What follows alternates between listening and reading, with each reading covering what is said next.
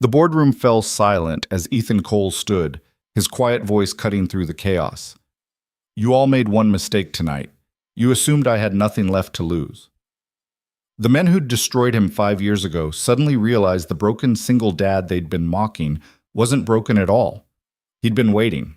If you want to see how a father reclaims everything stolen from him, stick around until the end. And if this story hooks you, hit that like button and drop a comment with your city so I can see how far this one travels. The alarm went off at 5:47 a.m., same as every morning. Ethan Cole reached over and silenced it before it could wake the kids.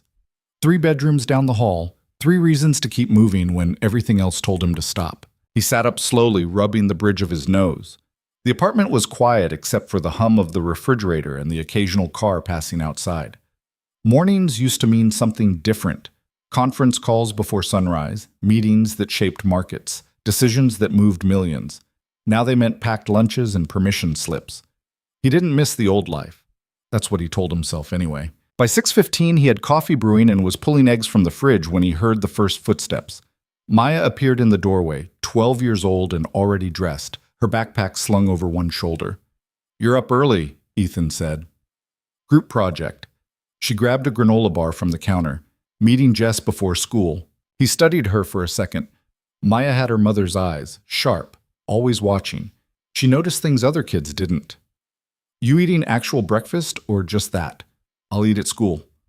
Maya. She sighed and grabbed a banana. Happy? Thrilled.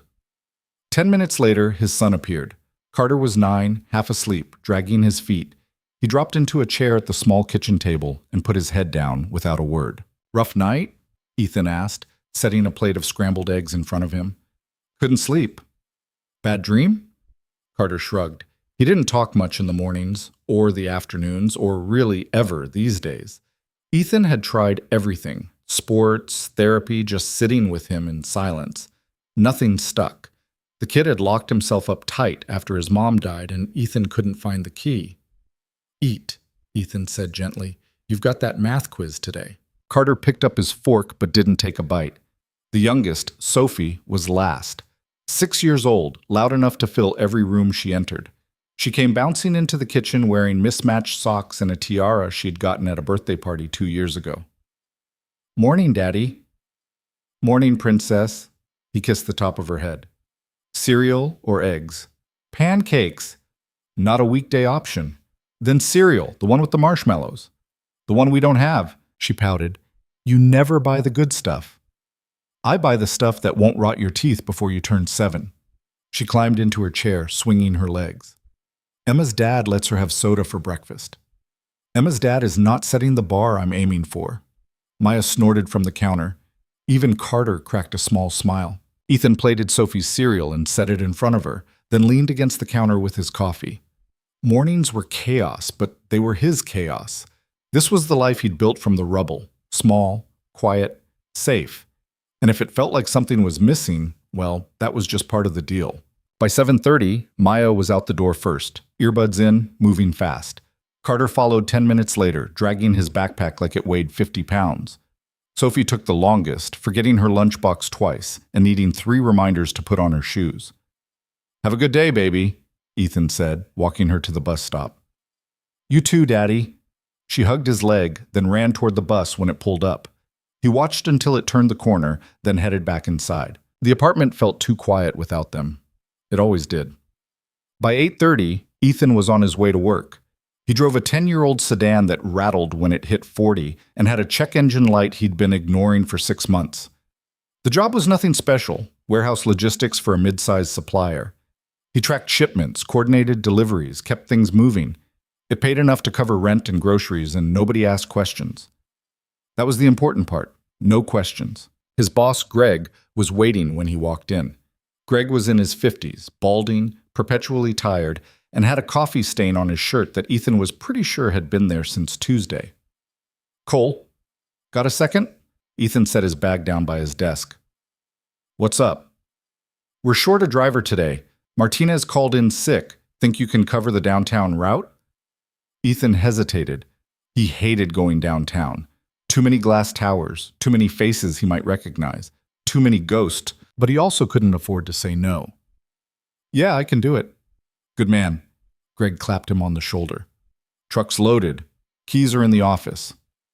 The route took him through the center of the city, past buildings he used to walk into like he owned them. Sleek lobbies, revolving doors, marble floors that echoed when you walked across them in the right shoes.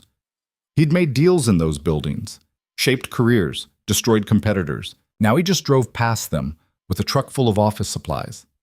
He kept his eyes on the road, hands tight on the wheel. It had been 5 years since he'd been forced out, since everything had collapsed. 5 years since the betrayal, since the threats, since they'd made it clear what would happen if he ever tried to come back. He made the deliveries on autopilot, loading dock to loading dock, signatures and paperwork, polite nods to people who didn't know him and never would. By noon, he was done and heading back to the warehouse. That's when his phone rang. Maya. He answered immediately. Everything okay? Dad, don't freak out. His stomach dropped. What happened? Nothing bad. We need to talk when you get home. Maya, if something's wrong, it's not wrong. It's just weird. Can we talk later? He exhaled slowly. Yeah, okay. I'll be home by 6. Thanks, Dad. She hung up before he could ask more. Ethan stared at the phone for a long moment, then set it down and focused on the road. Whatever it was, he'd deal with it. That's what he did. He dealt with things. The rest of the day dragged. He filed reports, double-checked inventory, helped unload a shipment that came in late. Greg asked him to stay an extra hour to cover for someone, and Ethan agreed because he always agreed. Saying no meant drawing attention, and attention was the last thing he needed. By the time he got home, it was almost 7. The apartment smelled like burned popcorn, and he could hear voices from the living room. He walked in to find all 3 kids sitting on the couch, looking like they'd just been caught planning a bank heist. Okay, Ethan said slowly, setting his keys on the counter. What's going on? Maya stood up first. We did something. That's a bad start. It's not bad. We were trying to help. Carter looked at the floor. Sophie's eyes were wide, like she wasn't sure if she should be excited or scared. Ethan crossed his arms. Help with what? Maya took a breath. You never go anywhere. You just work and come home and take care of us. You don't have friends. You don't do anything. I do plenty. You do stuff for us, not for you. He didn't know where this was going, but he didn't like it. Maya, we signed you up for a dinner thing. He blinked. A what? It's like a networking event for professionals. It's tomorrow night at 7 at that fancy place downtown, Marcello's. Ethan's jaw tightened. You did what? We thought you needed to meet people, Carter said quietly, still not looking up. You're always alone, Daddy, Sophie added, her voice small. We don't want you to be sad. Ethan felt something crack in his chest, but he kept his voice steady. I'm not sad, sweetheart. I'm fine. You're not fine, Maya said, and there was an edge to her tone now. You pretend you are, but you're not. You haven't been since Mom died. The room went silent. Ethan looked at his daughter, this kid who was too smart, too aware, too much like the woman he'd lost. She wasn't wrong. He hadn't been fine in 5 years, but he'd been functional, and that was close enough. I'm not going, he said finally.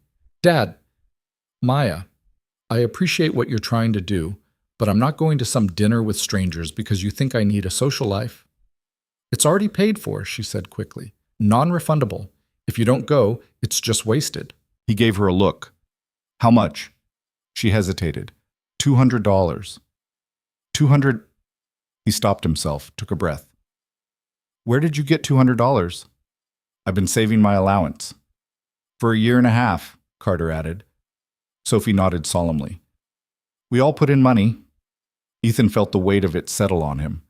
They'd spent their money he gave them for movies and books, and things kids were supposed to waste it on because they thought he needed fixing. You shouldn't have done that, he said quietly. Maybe not, Maya said. But we did, and now you have to go. I don't have to do anything. Please, Daddy, Sophie whispered, just try. He looked at the 3 of them, at the hope in Sophie's eyes, the quiet determination in Carter's posture, the stubborn set of Maya's jaw. They'd ambushed him, cornered him, played him. And the worst part was, it had worked. Because he couldn't say no to them, not when they looked at him like that. Fine, he said, exhaling. I'll go. Sophie squealed and jumped off the couch. Carter gave a small nod, something almost like relief crossing his face. Maya just smiled. Thank you, she said. Ethan shook his head. You're all grounded. Worth it, Maya said. The next day crawled by. Ethan couldn't focus on anything. At work, he mixed up 2 shipments and had to spend an hour fixing the paperwork. Greg noticed but didn't say anything, just gave him a look that said, "You good?" Ethan wasn't good. He was going to a dinner he didn't want to attend, set up by his kids, at a restaurant he used to go to when he was someone else. What could possibly go wrong? By the time he got home, his nerves were frayed. The kids were waiting, of course. Maya had laid out his suit on the bed, the one he hadn't worn in years. Carter had polished his dress shoes. Sophie had picked out a tie. You guys are terrifying, Ethan muttered. We're helpful, Maya corrected. He showered, shaved, and put on the suit. It still fit, mostly, a little looser in the shoulders than it used to be. The tie took 3 tries to get right. When he looked in the mirror, he barely recognized himself. You look fancy, Daddy, Sophie said from the doorway. He turned. She was in her pajamas already, clutching a stuffed rabbit. Yeah? He tugged at the tie. Feel like a stranger. You look like a prince. He smiled despite himself. Thanks, sweetheart. Are you nervous? A little. She walked over and hugged his leg. You're going to do great. He crouched down to her level, brushing a strand of hair from her face. You know I love you, right? I know. Good. He kissed her forehead. Now go brush your teeth. Maya's in charge while I'm gone. Okay. She started to leave, then turned back. Dad? Yeah? I hope you have fun. His throat tightened. Me too, kiddo. Maya walked him to the door. You'll be fine, she said. You sound pretty confident for someone who just threw her dad to the wolves. They're not wolves. They're just people. That's what wolves would say.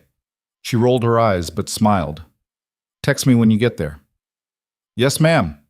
He walked out to the car, got in, and sat there for a full minute before starting the engine. This was a terrible idea. He should just drive around for 2 hours, come back, and tell the kids it was nice. But they'd ask questions, and Maya would know if he was lying. So he put the car in drive and headed downtown. Marcello's was the kind of place Ethan used to frequent without thinking twice. Valet parking, white tablecloths, waiters in vests who remembered your name and your drink order. Walking through those doors now felt like stepping into a museum of someone else's life. The host greeted him with a practiced smile. Good evening, sir. Do you have a reservation? Cole. Ethan Cole. The host checked his tablet, then nodded. Right this way, Mr. Cole. Ethan followed him through the dining room, past tables of well-dressed people having quiet, important conversations. Lawyers, executives, people who mattered. He felt like an imposter in a borrowed suit. The host stopped at a table near the windows overlooking the city. Here you are, sir. Your dinner companion should be arriving shortly. Ethan froze. Companion? Yes, sir. It's a paired dinner event. Didn't you know? Of course he didn't know. Of course his kids had signed him up for something that involved another person. Right, Ethan said. Thanks.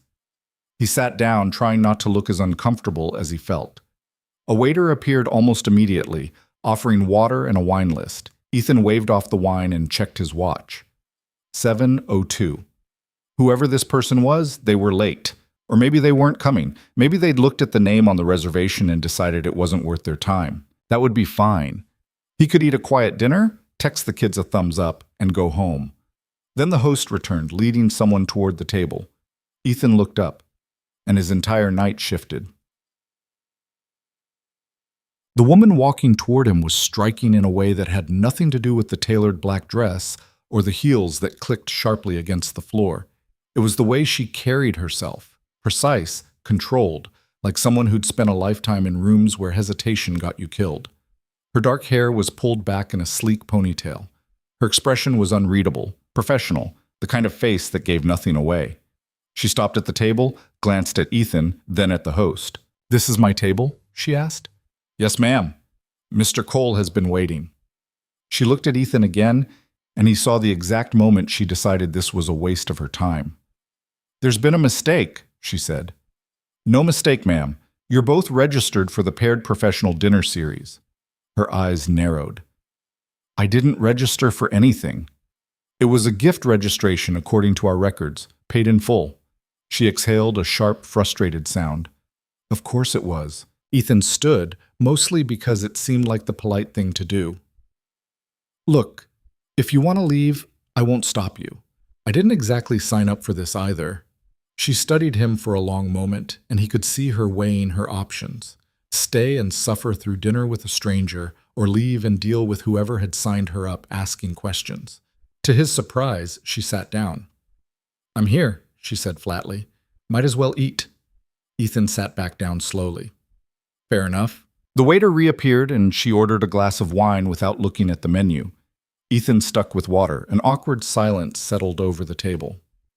So, she said finally, who set you up? My kids. Her eyebrows lifted slightly. How old? 12, 9, and 6. That's thorough. They're worried I'm lonely. Are you? He didn't answer right away. I'm busy. That's not the same thing. No, he admitted. It's not. She took a sip of her wine when it arrived, still watching him like he was a puzzle she hadn't decided was worth solving. I'm Victoria, she said. Ethan. And what do you do, Ethan? Logistics. That's vague. It's accurate. She almost smiled. Almost. Let me guess. You used to do something else. He tensed. What makes you say that? The suit doesn't match the job, and you're sitting like someone who's used to being in rooms like this but hasn't been in one for a while. She was sharp, too sharp. I work in a warehouse, he said carefully. It pays the bills. That's not an answer. It's the one you're getting.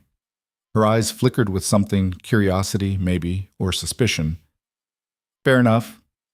They sat in silence for a moment, the kind that wasn't quite comfortable but wasn't hostile either. Ethan found himself studying her the way she'd studied him. There was something guarded about her, something that said she didn't let people in easily. He could relate. So who set you up? He asked. My assistant. She thinks I work too much. Do you? Probably. What do you do? I run a company. What kind? The kind that makes money. He huffed a quiet laugh. Vague. Accurate, she said, echoing his earlier words. Despite everything, he felt the corner of his mouth twitch. Touché. The waiter returned to take their orders. Ethan went with something simple. Steak, medium rare. Victoria ordered salmon, then handed back the menu with the kind of efficiency that suggested she didn't waste time on decisions that didn't matter. So, she said once the waiter left. 3 kids. That's a lot. It is. You do it alone? His jaw tightened. Yeah, that's hard. It's life. She didn't push, which he appreciated. Most people either pried or offered empty condolences. She just nodded, like she understood that some things didn't need to be explained. Do you have kids? He asked. No. Ever want them? I don't have time. That's not an answer. She gave him a look, but there was no heat in it. Touché again. The food arrived and they ate in relative silence. It wasn't awkward exactly. More like 2 people who'd been forced into proximity and were making the best of it. Ethan found himself relaxing. Just a little. Victoria wasn't warm, but she wasn't cruel either. She was just real. No pretense, no performance. He could appreciate that. Can I ask you something? She said after a while. Sure. Why logistics?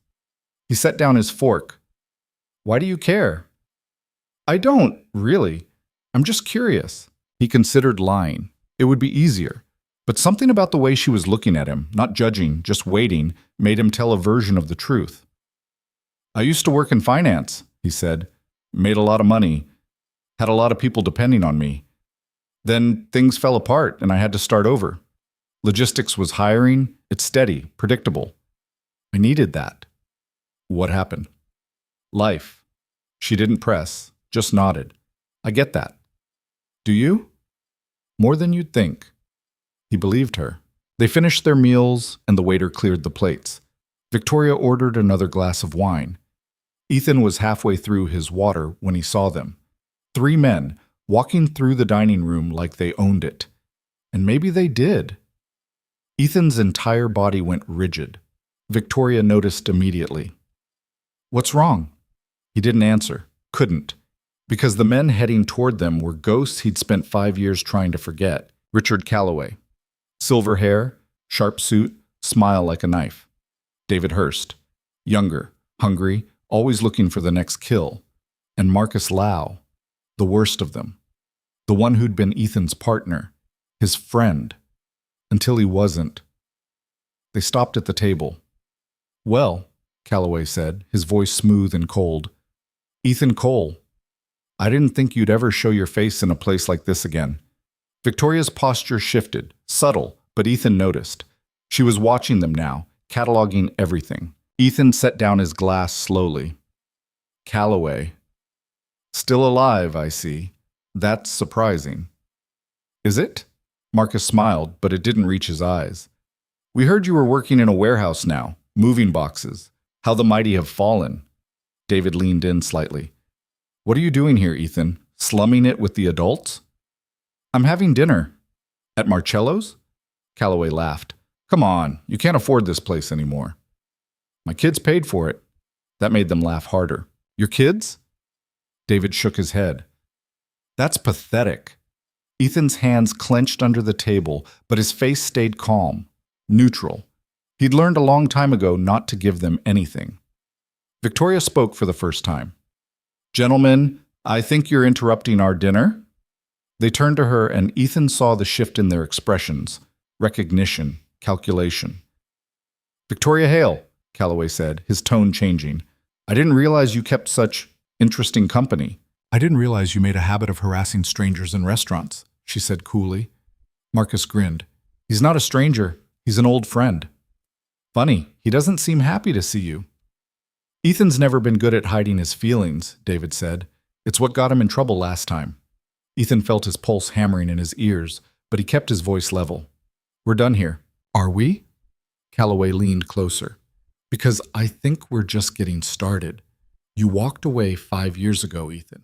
Signed the papers, took the deal, and that was smart.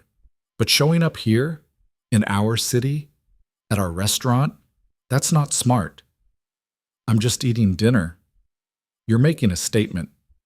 The only statement I'm making is that I'm hungry. David's smile faded.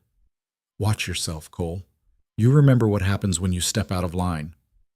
The threat hung in the air, heavy and clear. Victoria's eyes sharpened. She didn't know the details, but she understood power, and she understood threats. I think, she said, her voice cutting through the tension, you should leave. Now. Calloway looked at her, then at Ethan, then back at her.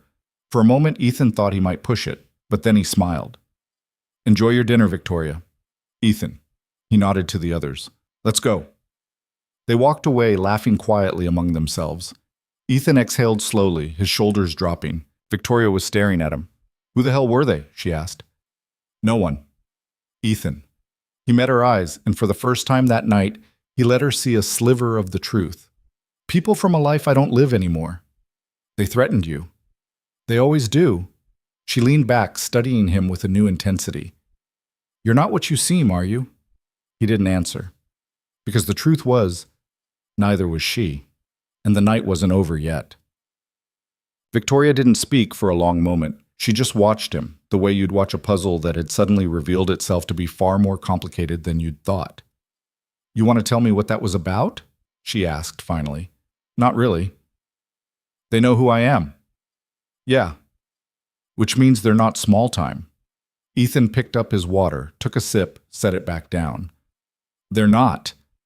And they clearly have a problem with you. Ancient history. Didn't seem ancient. He sighed. Look, Victoria, I appreciate you stepping in back there, but this isn't your fight. I didn't say it was. I'm just trying to figure out who I'm sitting across from. A guy who works in a warehouse. Who used to work in finance. Used to. And who has enemies in very expensive suits. He didn't respond. She tilted her head. You're not going to tell me, are you? There's nothing to tell. That's a lie. Maybe, but it's still the answer you're getting. She studied him for another beat, then nodded. Fair enough. But for what it's worth, those guys are assholes. Despite everything, Ethan smiled. Yeah, they are. The waiter appeared with the check. Ethan reached for his wallet, but Victoria waved him off. It's covered, she said. I can pay. I'm sure you can, but I'm not letting a single dad who got ambushed by his kids pay for a dinner he didn't want to be at. He wanted to argue, but honestly, he was too tired. Thanks. Don't mention it. They stood, and Ethan walked her toward the exit. The valet brought her car first, a sleek black sedan that probably cost more than Ethan made in 2 years. She paused before getting in. For what it's worth, Ethan, I think your kids were right. About what? You shouldn't be alone. He didn't know what to say to that. She got in the car, then rolled down the window. If you ever want to talk about what happened back there, you have my number. It's on the event registration. I won't call. I know, but the offer stands. Then she drove off, leaving Ethan standing on the curb, wondering what the hell had just happened. He got in his car, started the engine, and sat there for a minute. The night had been a disaster, but not the kind he'd expected. He pulled out his phone and texted Maya. Dinner's over. Heading home. Her response came almost immediately. How was it? He thought about that. About Victoria. About Calloway and the others. About the way it felt to be in that world again, even for a moment. Complicated, he typed. Good complicated or bad complicated? Not sure yet. He put the phone away and drove home. When he walked in, all 3 kids were still awake, sitting on the couch like they'd been waiting. So? Maya asked. So what? Did you have fun? Ethan hung up his jacket. I met someone. Sophie's eyes went wide. A girl? A woman. And before you get any ideas, it was just dinner. Did you like her? Carter asked. Ethan thought about that. She was interesting. Interesting good or interesting bad? Maya pressed. Just interesting. They looked disappointed. But, Ethan added, you were right. I needed to get out of the house. That made them smile. So we're not grounded? Sophie asked hopefully. Oh, you're still grounded, but I appreciate the effort. Maya grinned. Worth it. Ethan sent them to bed, then stood in the kitchen, staring at nothing. The night had cracked something open, something he'd kept locked down for 5 years, and he had a feeling it wasn't going to close again. Not after tonight. Not after them. The weekend passed in a fog. Ethan went through the motions, grocery shopping, laundry, helping Sophie with a school project about butterflies that required cutting out construction paper wings and gluing them onto popsicle sticks. But his mind kept circling back to Friday night, to Calloway's smile, to the threat in David's voice, to the way Marcus had looked at him like he was something that should have stayed buried, and to Victoria, who'd seen enough to ask questions but had the sense not to push. Sunday evening, he was washing dishes when Maya appeared beside him with a towel. You're quiet, she said. I'm always quiet. Not like this. You've been somewhere else all weekend. He handed her a plate to dry. Just tired. Was the dinner that bad? No, it was fine. Fine? She gave him a look. You've been checking your phone every 5 minutes. That's not fine. That's something else. He should have known she'd notice. Maya noticed everything. The woman I met, he said carefully.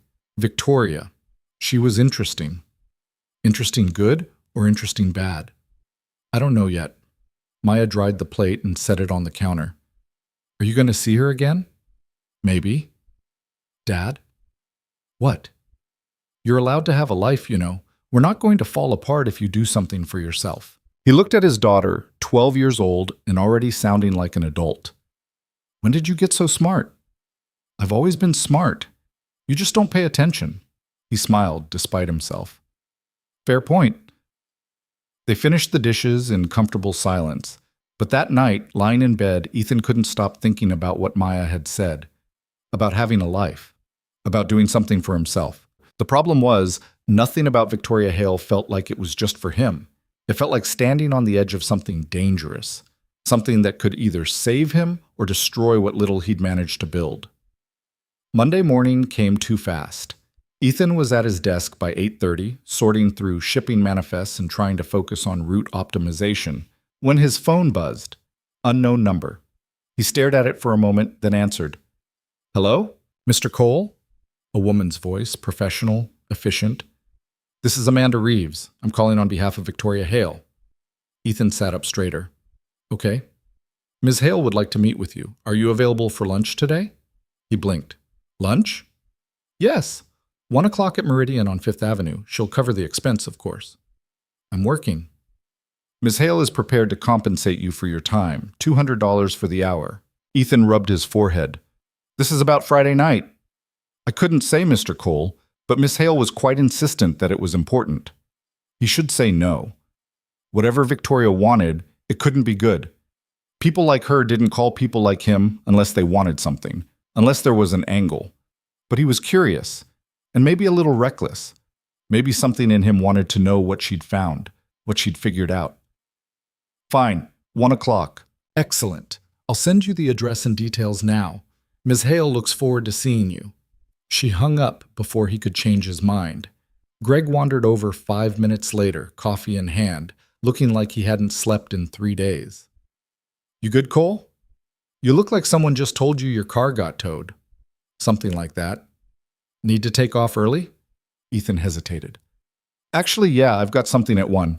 Can I make up the hours tomorrow?" Sure, just don't make a habit of it." "I won't." Greg wandered off and Ethan stared at his phone.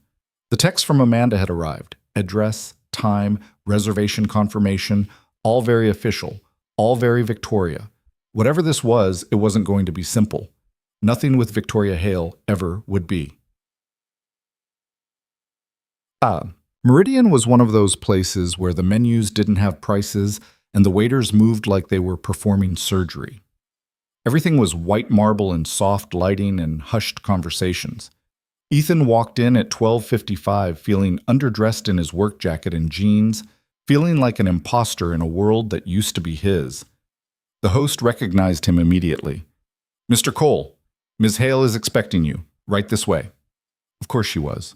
He followed the host through the main dining room, past tables of well-dressed people having quiet, important conversations about mergers and market share and things that used to matter to him.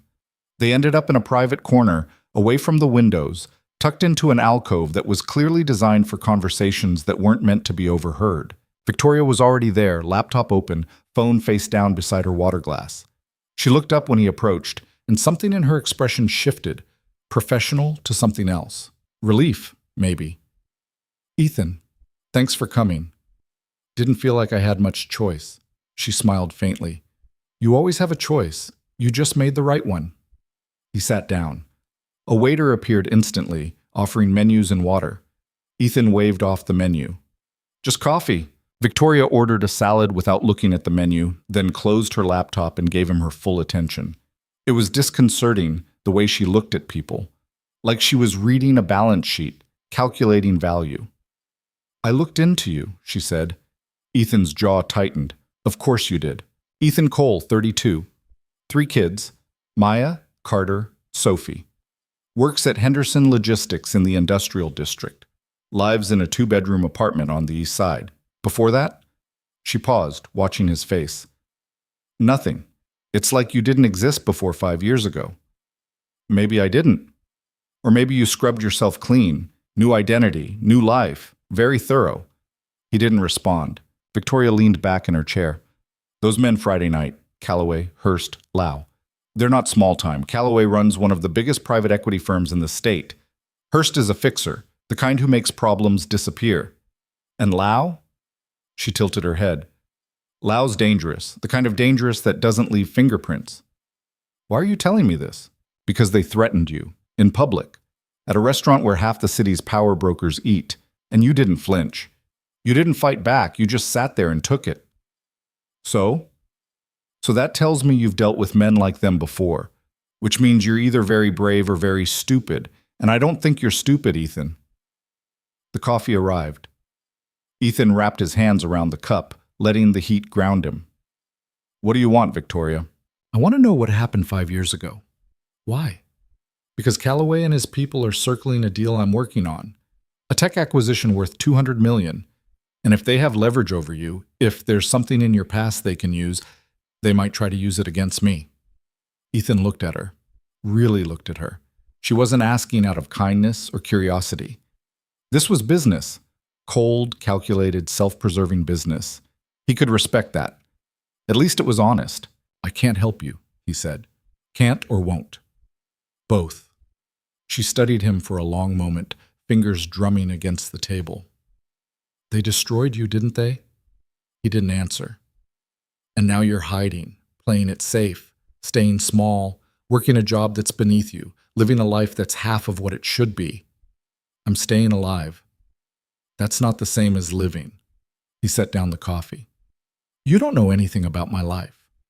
I know you're scared. I'm careful. Same thing. Ethan leaned forward. You want to know what happened? Fine. I built something big.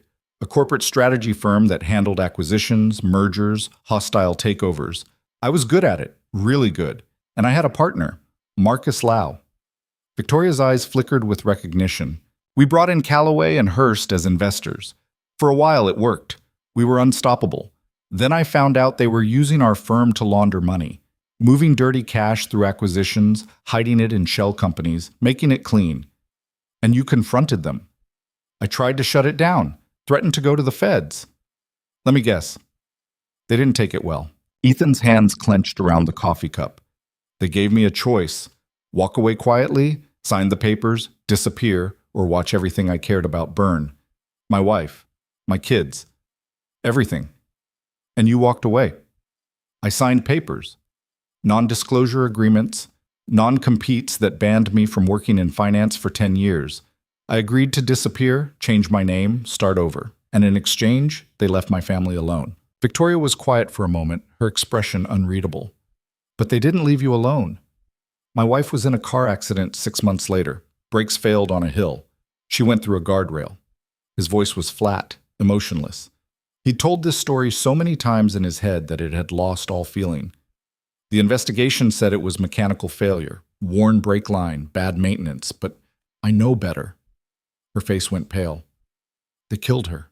I can't prove it, but yeah, I think they did. I think they wanted to remind me what happens when you cross them, even when you do everything they ask. And you didn't fight back. I had 3 kids who just lost their mother. What was I supposed to do? Go to war with people who'd already proven they could get to my family? So I buried her, and I buried myself, and I've spent 5 years making sure they never had a reason to notice me again. Victoria set down her fork. She hadn't touched her salad. I'm sorry, Ethan. I didn't know it was that bad. Now you do. She was quiet for a long time, her fingers drumming against the table in a nervous rhythm. Ethan could see her mind working, processing, calculating. She was trying to figure out if he was useful, if his pain could serve her purpose. What if I told you, she said slowly, carefully, that I have access to resources you don't? Lawyers, investigators, forensic accountants, people who can dig up dirt that you can't touch. What's your angle, Victoria? Callaway's trying to buy out a tech company I've been courting for 8 months.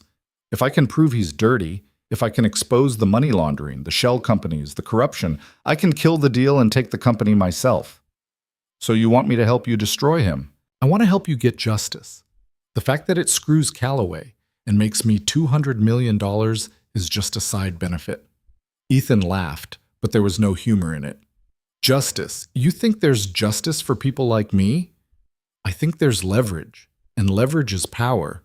He wanted to say no, wanted to walk away, go back to his safe, small life, and forget this conversation ever happened. But something in him had shifted Friday night, something that had been dormant for 5 years, buried under grief and fear and the desperate need to keep his kids safe. It was waking up now, and it was hungry. If I do this, he said slowly, my kids can't know. They can't be involved in any way. Agreed. And if this goes south, you walk away. You don't drag me down with you. You don't use my name. You protect my family. I can do that. Because if anything happens to them, Victoria, I swear, nothing will happen to them. Her voice was firm. I give you my word. He searched her face, looking for the lie, but all he saw was determination. Maybe that was enough. He exhaled slowly. Then I'm in. Victoria extended her hand across the table. Partners? Ethan hesitated for just a moment, then shook it. Her grip was strong, confident. Partners, he said. That night, Ethan couldn't sleep. He lay in bed, staring at the ceiling, replaying the conversation with Victoria over and over, every word, every promise, every risk. He just agreed to go to war with the people who destroyed him once already. People who'd killed his wife, people who wouldn't hesitate to do it again if they felt threatened. What the hell was he thinking? His phone buzzed on the nightstand. A text from Victoria. Meet me tomorrow, 6 p.m. I'll send the address. Come alone. He stared at the message for a long moment, then typed back. Okay. He set the phone down and closed his eyes, but sleep wouldn't come. His mind kept running scenarios, imagining all the ways this could go wrong, all the ways it could end with his kids losing him the same way they'd lost their mother. But he also thought about Calloway's face, about the way Marcus had smiled at him like he was nothing, about 5 years of silence and fear and pretending to be smaller than he was. Maybe it was time to stop pretending. Mud. The address Victoria sent led to a high-rise downtown, the kind with security in the lobby and elevators that required a key card. Ethan gave his name to the guard, who checked a list, nodded, and handed him a visitor badge. 23rd floor. Miss Hale is expecting you. Victoria's office was everything Ethan expected. Floor-to-ceiling windows overlooking the city, minimalist furniture that probably cost more than his annual salary, a desk made of dark wood and chrome that looked like it belonged in a museum. She was standing by the window when he walked in, phone to her ear, speaking in rapid-fire sentences. I don't care what he said. The deal closes Friday or we walk. No extensions, no negotiations. She listened for a moment. Then make him understand. That's what I pay you for. She hung up and turned to Ethan. Right on time. Good. Sit. He sat in one of the chairs across from her desk. It was uncomfortable in the way expensive furniture often is, designed to look good, not to be lived in. Victoria pulled a folder from her desk and slid it across to him. This is everything I could dig up on Calloway in 48 hours. Bank records, shell companies, offshore accounts. It's not enough to nail him, but it's a start. Ethan flipped through the pages. His stomach twisted. He recognized some of the names, some of the companies. Transactions he'd helped facilitate before he knew what they really were. This is just the surface, Victoria said, sitting down across from him. If we dig deeper, we'll find more. But I need your help. You know how they operate. You know where the bodies are buried. Literally or figuratively? Both. Ethan set down the folder and looked at her. You're serious about this? Dead serious. Calloway's moving on the tech acquisition next week. If I don't stop him, I lose the deal and he gains another foothold in the market. I can't let that happen. So this is about business. Everything's about business, Ethan, but that doesn't mean it can't also be about justice. He didn't know if he believed that, but he wanted to. What do you need from me? He asked. Names, details, anything you remember from when you worked with them. Deals that seemed off, money that moved in ways it shouldn't have, people who were pressured or threatened. That was 5 years ago. You remember? She was right. He did. Some things you don't forget, no matter how hard you try. Ethan exhaled slowly. Okay. There was a company called Apex Holdings. It was a shell. They used it to move money from a pharmaceutical acquisition in 2018. Hearst handled the paperwork. Lau signed off on it. The money came in clean, went out dirty. Victoria grabbed a notepad and started writing, her pen moving fast across the page. Keep going. There was a real estate deal in 2019, a commercial property in the warehouse district. They bought it for $300,000, flipped it 6 months later for $3 million. The original owner was pressured into selling. Pressured how? His daughter got jumped walking home from school, broken arm, broken nose. No arrests. 2 days later, he signed the papers. Victoria's pen paused for just a moment. They threatened a 14-year-old girl. They threaten everyone. That's how they work. She kept writing, her jaw tight. They worked through the evening. Ethan pulled details from the back of his mind. Names, dates, transactions, deals he'd tried to forget. Victoria cross-referenced everything against her own research, building a web of connections that stretched wider and deeper than even Ethan had realized. By 9 o'clock, they had a stack of notes 2 inches thick. "This is good," Victoria said, leaning back in her chair and rubbing her eyes. "Really good. If we can get a few of these people to testify." "They won't." "Why not?" "Because they're scared. Same reason I walked away. Same reason everyone walks away. Then we find leverage. We make them more scared of staying silent than of talking." Ethan looked at her. "You're ruthless. I prefer effective." She stood and walked to the window, looking out over the city lights. "You know, when I first met you, I thought you were just another broken man hiding from his past." "I am." "No, you're not." She turned to face him. "You're a man who got knocked down and chose not to get back up. But you could. You still can." "That's a nice speech. It's the truth. You're still in there, Ethan. The strategist, the fighter, the man who built something from nothing. You're just buried under 5 years of grief and fear." He didn't know what to say to that. Victoria walked back to her desk. "I'm meeting with someone tomorrow, a contact who might be able to help us get inside Calloway's network. You should come." "Who's the contact?" She smiled. "You'll see." The next evening, Victoria picked him up in her car, a sleek black sedan that smelled like leather and money. She didn't tell him where they were going, just drove in silence through the city until they reached a part of town Ethan didn't recognize. Industrial. Run down.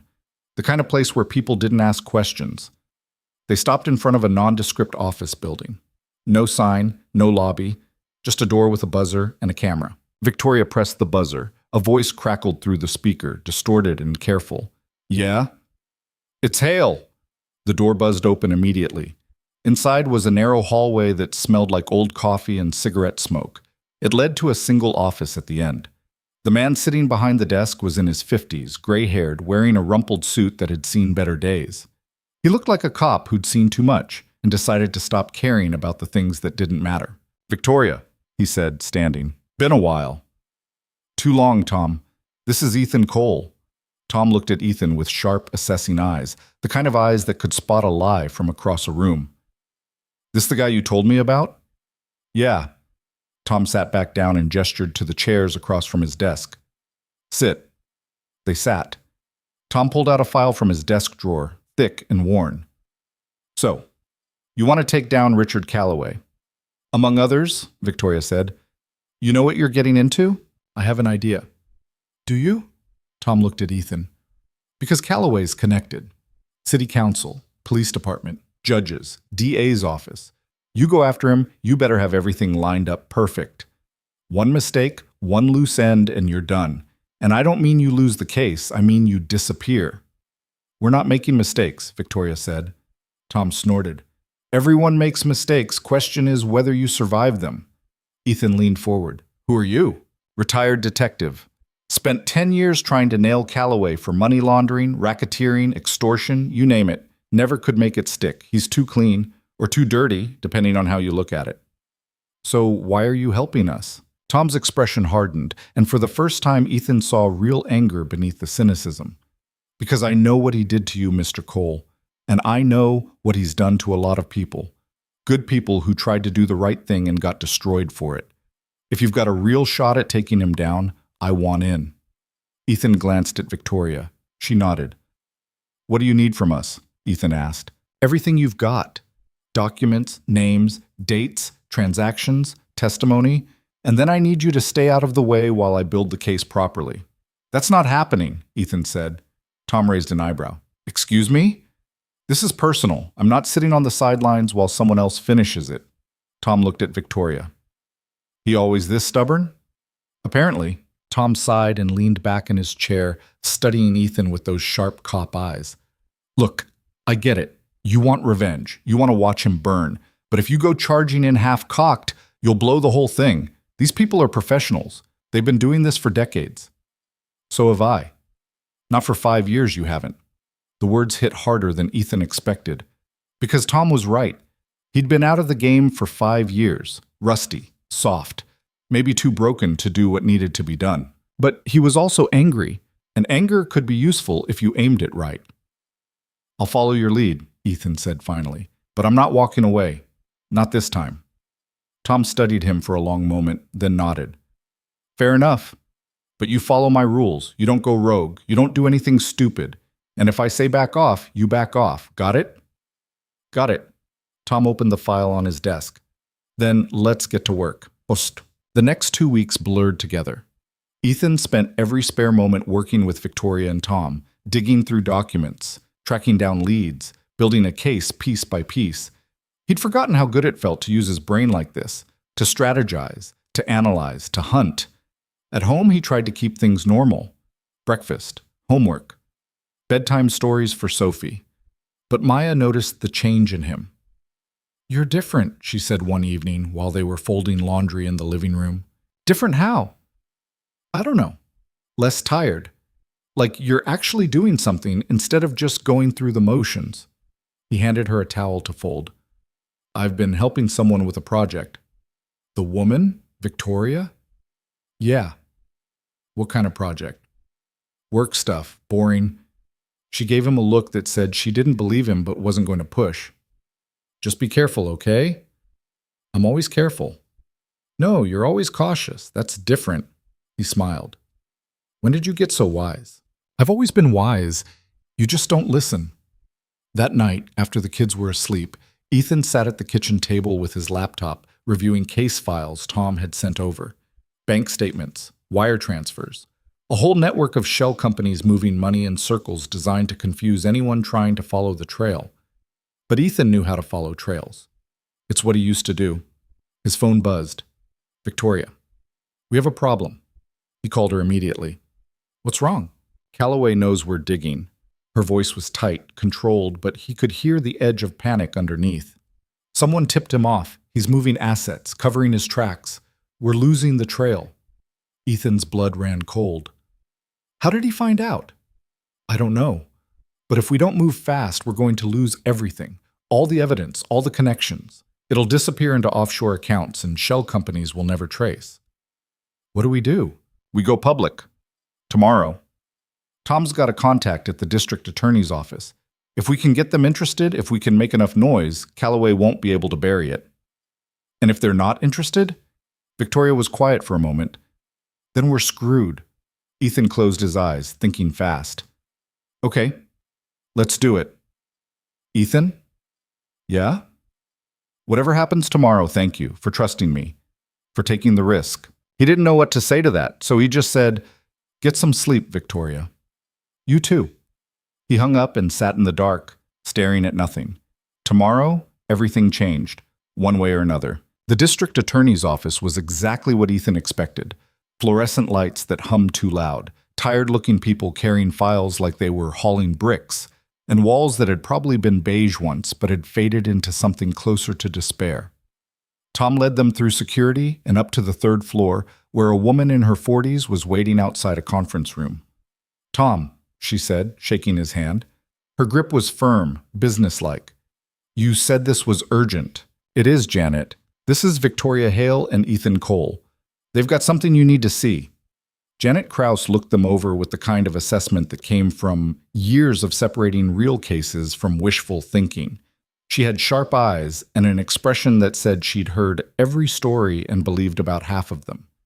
She gestured toward the conference room. Let's talk. Inside, the table was scarred and the chairs didn't match. Someone had spilled coffee at some point and never quite cleaned it up. Victoria set down her briefcase and pulled out folders, spreading them across the table like she was dealing cards. Bank statements, wire transfers, corporate documents with signatures that probably shouldn't have been there. Richard Calloway, Victoria said, her voice steady and professional. Private equity, looks clean on paper, charitable donations, industry awards, the whole package. But for the last decade, he's been running a money laundering operation through corporate acquisitions. We have documentation of at least $40 million in dirty money moved through shell companies, falsified reports, and strategic buyouts designed to hide the paper trail. Janet picked up one of the documents, scanning it with the practiced eye of someone who'd seen 1,000 cases just like this. Where did you get this? From someone who used to work for him, Victoria said, glancing at Ethan. Janet's eyes shifted to him. And you are? Someone who made the mistake of trusting the wrong people, Ethan said. She studied him for a moment. The cheap suit, the careful posture of someone who'd learned to make himself small. Then she looked back at the documents, flipping through them one by one. Tom leaned against the wall, arms crossed, watching the whole thing like a referee waiting to see if someone would throw a punch. Janet worked through the stack methodically. 5 minutes passed. Then 10. The only sound was paper rustling and the hum of the lights overhead. Finally, she set the last document down and looked at Victoria. "This is good," she said. "Better than good, actually. You've done your homework." Victoria leaned forward slightly. "So you'll prosecute?" "I didn't say that." Ethan's heart sank. "What do you mean?" Victoria's voice had an edge now. "You just said it was good." "I said it was good, but it's not enough. How is $40 million in laundered money not enough?" Janet folded her hands on the table. "Because Richard Calloway has the best lawyers in the state, probably the best in the country, and they will tear this apart. Every transaction you've documented here can be explained as legitimate business. Every shell company has paperwork that looks legal. Every wire transfer has a receipt." "They're fake," Ethan said.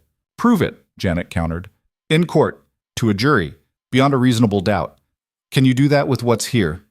Victoria's jaw tightened. "So what are you saying, that we did all this for nothing?" "I'm saying you need more. This is circumstantial. Good circumstantial, but still. I need something concrete. A witness willing to testify under oath, a confession, something that ties Calloway directly to a specific crime with his fingerprints all over it." "We have witnesses," Tom said from his spot against the wall. "Who are terrified to testify," Janet shot back. "I've been doing this long enough to know that scared witnesses disappear, or recant, or suddenly can't remember anything when they're sitting in front of a grand jury. I need someone who won't fold, someone with nothing to lose." The room went quiet. Ethan felt everyone's eyes on him, but he kept his gaze on the table. He could feel Victoria's question before she asked it. "What if I could get him to talk?" Ethan said quietly. Everyone turned to look at him. Janet raised an eyebrow. "Talk how?" "On record. I used to work for him. I know how he operates, how he thinks. If I can get close enough, if I can make him think I'm broken, that I'm not a threat anymore, he'll talk. Men like Calloway can't help themselves. They need to gloat." "Ethan," Victoria said, and there was warning in her voice. "What are you talking about?" He ignored her, keeping his eyes on Janet. "Would that be enough? If I got a recorded admission of criminal activity?" Janet leaned back in her chair, studying him carefully. "If you can get a clear, unambiguous confession on tape, yes, that would be enough. But you're talking about wire fraud, conspiracy to commit money laundering, possibly racketeering. A man like Calloway isn't going to just admit to that over coffee. He will if he thinks I'm there to beg, if he thinks I'm looking for a way out, a way to make the past go away. Men like him love that. They love watching people crawl." Victoria grabbed his arm. "Can we talk outside?" Ethan stood, and Victoria practically dragged him into the hallway. The door closed behind them with a soft click, and she rounded on him immediately. "Are you out of your mind?" "Probably. Ethan, you can't just walk up to Calloway and get him to confess. He's not stupid. None of them are." "I'm not saying they're stupid. I'm saying they're arrogant. There's a difference." "This is insane. You're talking about wearing a wire and meeting with people who've already killed once. What happens when they search you? What happens when they find it?" "They won't. You don't know that." "I know them. I know how they think. Calloway believes he's untouchable. He believes I'm broken, that I've spent 5 years hiding because I'm too scared to do anything else. If I go to him now, if I play the part of the desperate man looking for a deal, he'll buy it. And when he buys it, he'll talk." Victoria stared at him, and he could see the conflict in her eyes. She was calculating, weighing risk against reward, trying to figure out if he was an asset or a liability about to blow everything they'd built. "And if you're wrong?" she asked. "If he sees through it, if they hurt you?" "Then I'm in the same place I've been for 5 years. Hiding, afraid. At least this way I'm doing something. At least this way I'm fighting back." She looked at him for a long moment, her expression unreadable. Then she exhaled slowly. "If you do this," she said, "you don't go in alone." "Victoria, non-negotiable. You wear a wire. Tom monitors it from a vehicle nearby. I'm in a car 2 blocks away with a phone ready to call the police if anything goes wrong. And the second it feels off, the second it goes sideways, we pull you out." He wanted to argue, but the look in her eyes told him it was pointless. This was the deal, and it wasn't up for negotiation. "Fine," he said, "but I set the meeting. I control the conversation. I know what buttons to push." "Agreed. But Ethan?" She stepped closer, and her voice dropped. "If this goes wrong, if something happens to you, your kids lose their father. Don't forget that." "I won't." They walked back into the conference room. Janet and Tom were waiting, both of them watching the door like they'd been listening through it. "Well?" Janet asked. Ethan nodded. "I'll get you what you need." Janet didn't look convinced, but she didn't say no either. "How long do you need?"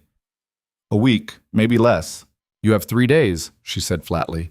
"After that, Calloway's going to know we're sniffing around. He'll move everything offshore, bury it so deep we'll never find it. 3 days, Mr. Cole, that's all I can give you." 3 days, Ethan repeated. Tom pushed off the wall. "Then we better get moving." What? That night, Ethan sat in Tom's cramped office while the former detective fitted him with a wire. It was smaller than Ethan expected, barely the size of a quarter, with a thin wire that ran up under his shirt. Tom taped it carefully to Ethan's chest, just below his collarbone. "Don't touch it," Tom said, his voice gruff but not unkind. "Don't fidget with your shirt. Don't do anything that draws attention to it. You're just having a conversation. Act natural. Act natural while wearing a wire to meet with people who've killed before." "Got it." Tom gave him a look. "You sure about this, Cole?" "No, but I'm doing it anyway." "Why?" Ethan thought about that, about his kids sleeping safely in their beds, about Sarah's funeral and the rain that wouldn't stop, about 5 years of looking over his shoulder, of making himself invisible, of being afraid every single day. "Because I'm tired of being afraid," he said finally. Tom nodded slowly, like that was an answer he understood. "Fair enough, but you need to be smart about this. Calloway's not going to confess just because you show up and ask nicely. You need to give him a reason to talk. You need to make him feel safe." "I know." "What's your angle?" "I'm going to offer him something he wants." "Which is?" "Me. Broken. Begging. Willing to do whatever it takes to make the past go away. I'll tell him I want to come back, that I've realized I made a mistake, that I'm ready to play by his rules." Tom studied him carefully. "And you think he'll buy that?"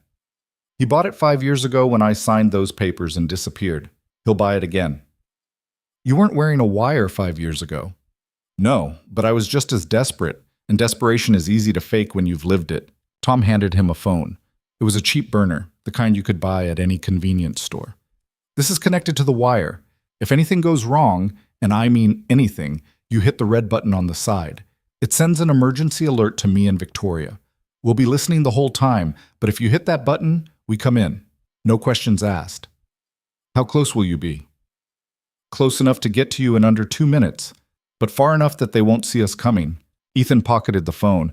His hands were shaking slightly, and he hated that Tom could probably see it. "You don't have to do this," Tom said quietly. "We can find another way. We can keep digging, find another witness, build the case slowly. We don't have time. You heard Janet? 3 days. 3 days isn't worth your life. Maybe not, but it might be worth my kid's future." Tom didn't argue with that. He just nodded and started packing up his equipment. Ethan left the office and drove home through empty streets. It was past midnight by the time he pulled into the parking lot of his apartment building. The lights were off in his unit. Everyone was asleep. He sat in the car for a long time, engine off, staring at the building. If this went wrong, if Calloway saw through him, if they found the wire, if things went the way they had for Sarah, those kids upstairs would wake up tomorrow without a father. But if he didn't try, they'd spend the rest of their lives looking over their shoulders, just like he had. Finally, he got out of the car and went inside. Maya was asleep on the couch, her homework spread out around her. She must have been waiting up for him and dozed off.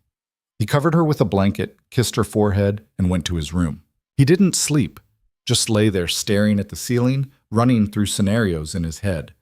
What he would say, how he would act, what Calloway might do. Around 4 in the morning, he gave up on sleep and made coffee. By the time the sun came up, he knew exactly what he was going to do.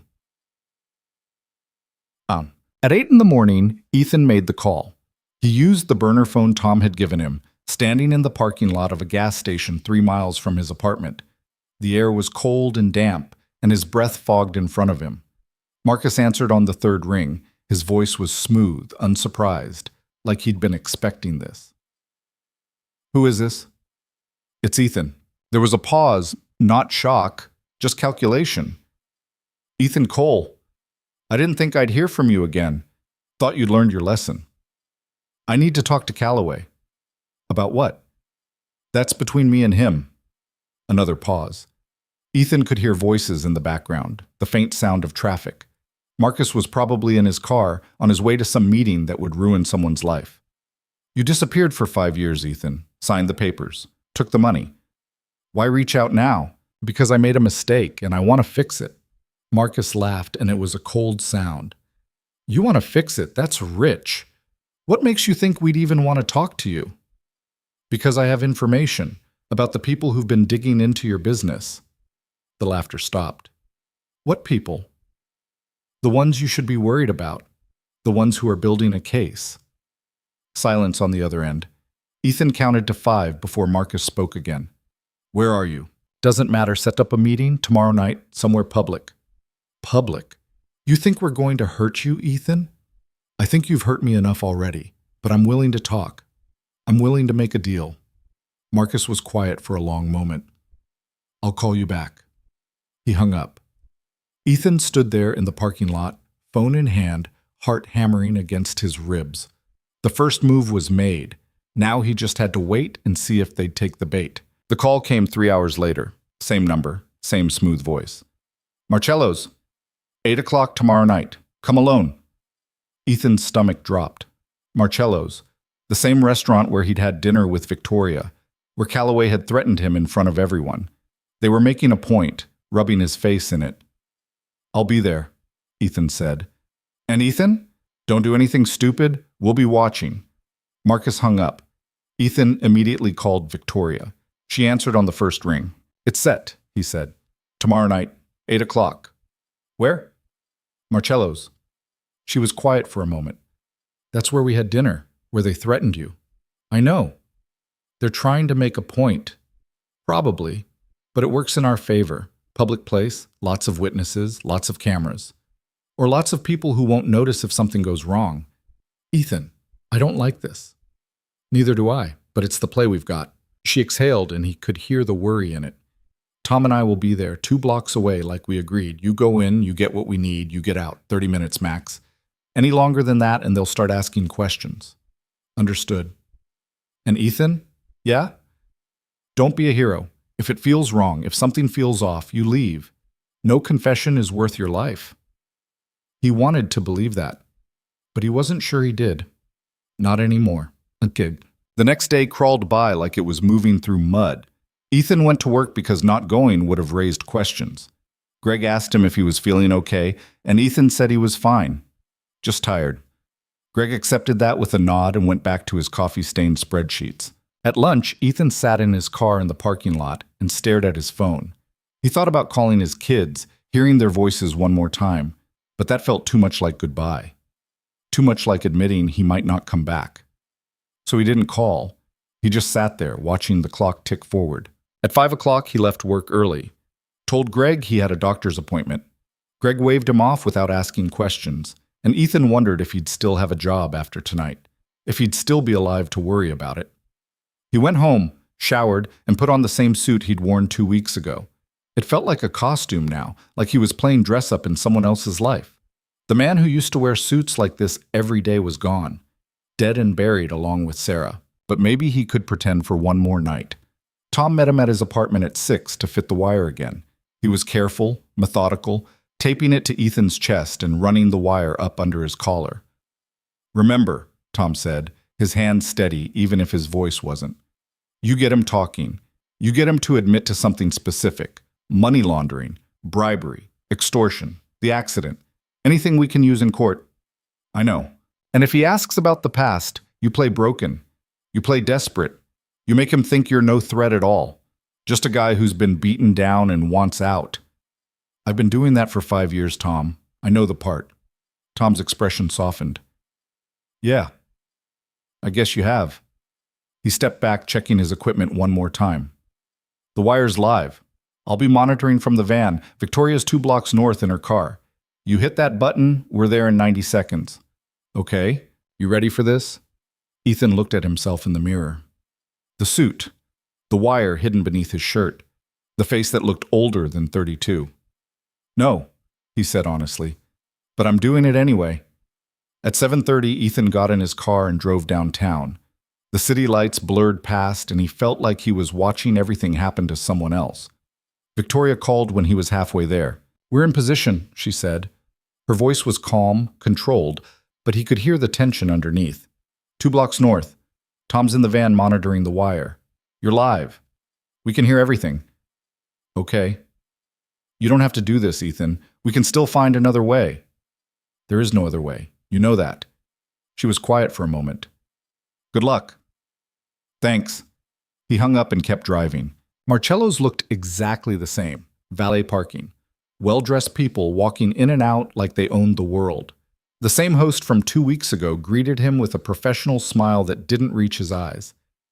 Good evening, sir. Do you have a reservation? I'm meeting someone. Richard Calloway. The host's expression didn't change, but something flickered in his eyes. Recognition.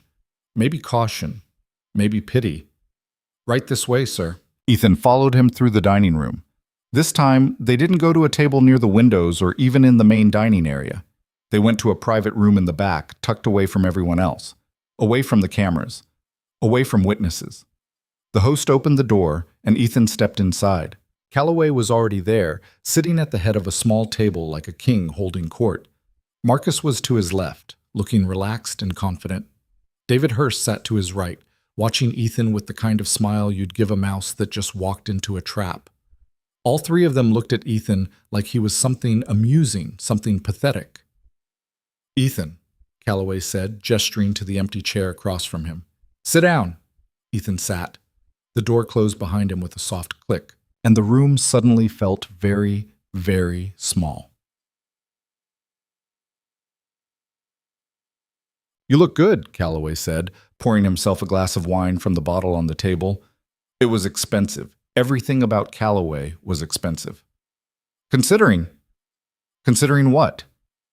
Considering you've been working in a warehouse for 5 years, loading trucks, moving boxes, quite a fall from where you were. Ethan didn't respond. He could feel the wire against his chest, hidden under his shirt and tie. He forced himself to breathe normally, to keep his hands still. So, Marcus said, leaning back in his chair with that same easy confidence. What's this about, Ethan? Why reach out after all this time? You made it very clear 5 years ago that you wanted nothing to do with us. I made a mistake, Ethan said, keeping his voice steady. Walking away, signing those papers. I thought it would keep my family safe, but it didn't. Calloway's smile faded slightly. Your wife? Sarah, wasn't it? That was unfortunate. Was it? Accidents happen, Ethan. Brake lines fail, especially on older cars that aren't properly maintained. She had the car serviced 2 weeks before the accident. Did she? Calloway took a sip of his wine. Memory can be unreliable when you're grieving. David leaned forward, his smile sharp. Careful, Ethan. You're starting to sound accusatory. That's not why you're here, is it? To accuse us of something? I'm not accusing anyone of anything. I'm just saying that I walked away. I did everything you asked. I signed every paper. I disappeared completely. And she still died. Calloway set down his wine glass and studied Ethan with those cold, calculating eyes. What do you want? I want to know if it was you. And if it was? Ethan's hands clenched under the table, but he kept his face neutral. Then I want to know why. I gave you everything. Why wasn't that enough? Calloway leaned back in his chair, fingers steepled in front of him. Because you threatened to go to the feds, Ethan. You threatened to destroy everything we'd built together. All those years of work, all those carefully constructed deals, all of it would have come crashing down if you'd opened your mouth. That kind of disloyalty has consequences. So you killed her. I didn't say that. You didn't have to. Marcus laughed quietly, and it was a cruel sound. You're really bad at this, Ethan. You know that. Bad at what? Whatever you're trying to do here. You come in, probably wearing a wire, asking leading questions, hoping we'll confess to something you can take to the police. Marcus shook his head, still smiling. We're not idiots. Ethan's blood ran cold. David stood up and walked around the table slowly, like a predator circling prey. Stand up. What? I said stand up. Ethan stood slowly, his heart hammering. David patted him down, quick, efficient, professional. His hands found the wire in seconds. He ripped it out, held it up for everyone to see. See? David said, crushing the tiny device under his heel. Idiots would fall for this. We're not idiots. Ethan felt everything fall apart. The plan, the case, everything. Sit down, Calloway said, and his voice was ice. Ethan sat. Calloway leaned forward across the table. Did you really think we wouldn't know? That we wouldn't be watching you? We've had eyes on you since the day you signed those papers, Ethan. We know about Victoria Hale. We know about Tom Bishop. We know about your little meeting with the district attorney. We know everything. Then why did you agree to meet? Because I wanted to see if you'd actually be stupid enough to try this. Calloway's smile was back, but there was nothing warm in it, nothing human. And you were. You actually thought you could walk in here with a wire and get me to confess, like I'm some kind of amateur. Marcus stood, adjusting his cuffs. So here's what's going to happen. You're going to walk out of here. You're going to tell your new friends, Victoria, Tom, whoever else you've dragged into this, that you failed, that you got nothing. And you're going to go back to your sad little life and forget you ever tried this. Forget you ever knew us. And if I don't? David pulled out his phone and turned the screen toward Ethan. It was a photo of Maya, walking out of her school. She was laughing at something, her backpack slung over one shoulder, completely unaware that someone was watching her. Ethan's vision went red. His hands clenched into fists. Every muscle in his body screamed to lunge across the table, to wrap his hands around Calloway's throat and squeeze until, "Don't," Calloway said quietly, reading his body language like an open book. "Don't even think about it. You make one wrong move and she's next. Just like her mother. Car accident. Terrible tragedy. Single father loses his daughter. The police will investigate, of course, but they won't find anything. Just like last time." Ethan couldn't breathe, couldn't think. All he could see was that photo. His daughter. In danger because of him. Marcus pulled out his own phone and showed Ethan another photo. Carter, this time, playing basketball in the schoolyard. Then another photo. Sophie, holding hands with a teacher as she walked to the bus. "We know where they are every minute of every day," Marcus said. "So you need to understand something very clearly. This is over. You tried. You failed. And if you ever, and I mean ever, try something like this again, it won't just be your oldest daughter. It'll be all of them, one by one, and you'll watch." Ethan's whole body was shaking, with rage, with fear, with the overwhelming helplessness of knowing he was beaten. "Now get out," Calloway said, picking up his wine glass again like this was just another business meeting. "Before I change my mind about letting you leave it all." Ethan stood on legs that barely worked. He wanted to say something, wanted to fight, wanted to do anything other than walk away defeated. But he couldn't, not with his children's lives on the line. He walked to the door, each step feeling like a mile. "Oh, and Ethan?" Calloway called after him. Ethan stopped but didn't turn around. "Tell Victoria Hale that if she keeps digging, she's going to find herself in the same hole your wife did. Some advice she should take seriously." Ethan left the room without another word. He walked through the restaurant in a daze, past the other diners who had no idea what had just happened, out into the night air that felt too cold and too thin. His phone was buzzing. Victoria, Tom. But he couldn't answer, couldn't talk, could barely think. He just kept walking. 2 blocks away, Victoria's car pulled up beside him. She rolled down the window, her face pale. "Ethan, what happened? The wire went dead and then—" "They knew," he said, his voice hollow, empty. "They knew everything." Victoria's expression shifted from concern to something closer to horror. "Get in the car. Now!" He got in. Tom was in the driver's seat, already pulling away from the curb. "What the hell happened in there?" "They found the wire in the first minute.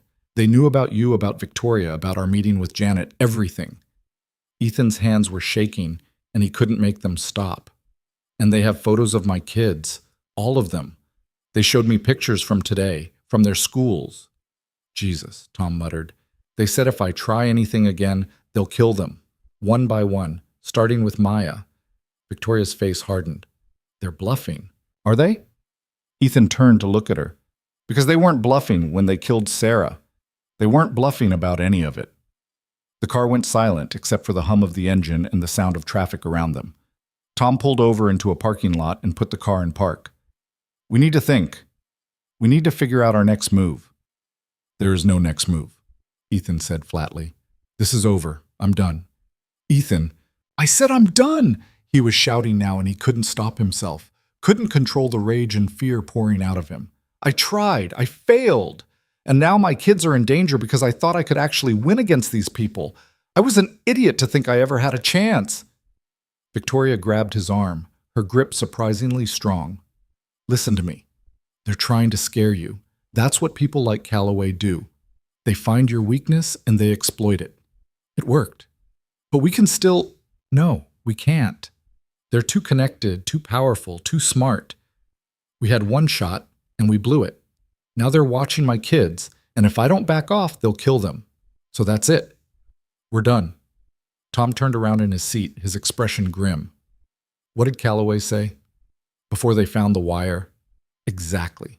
He said I made a mistake, that I threatened to destroy what they'd built, that Sarah's death was a consequence of my disloyalty. But he was careful. He never actually admitted to killing her.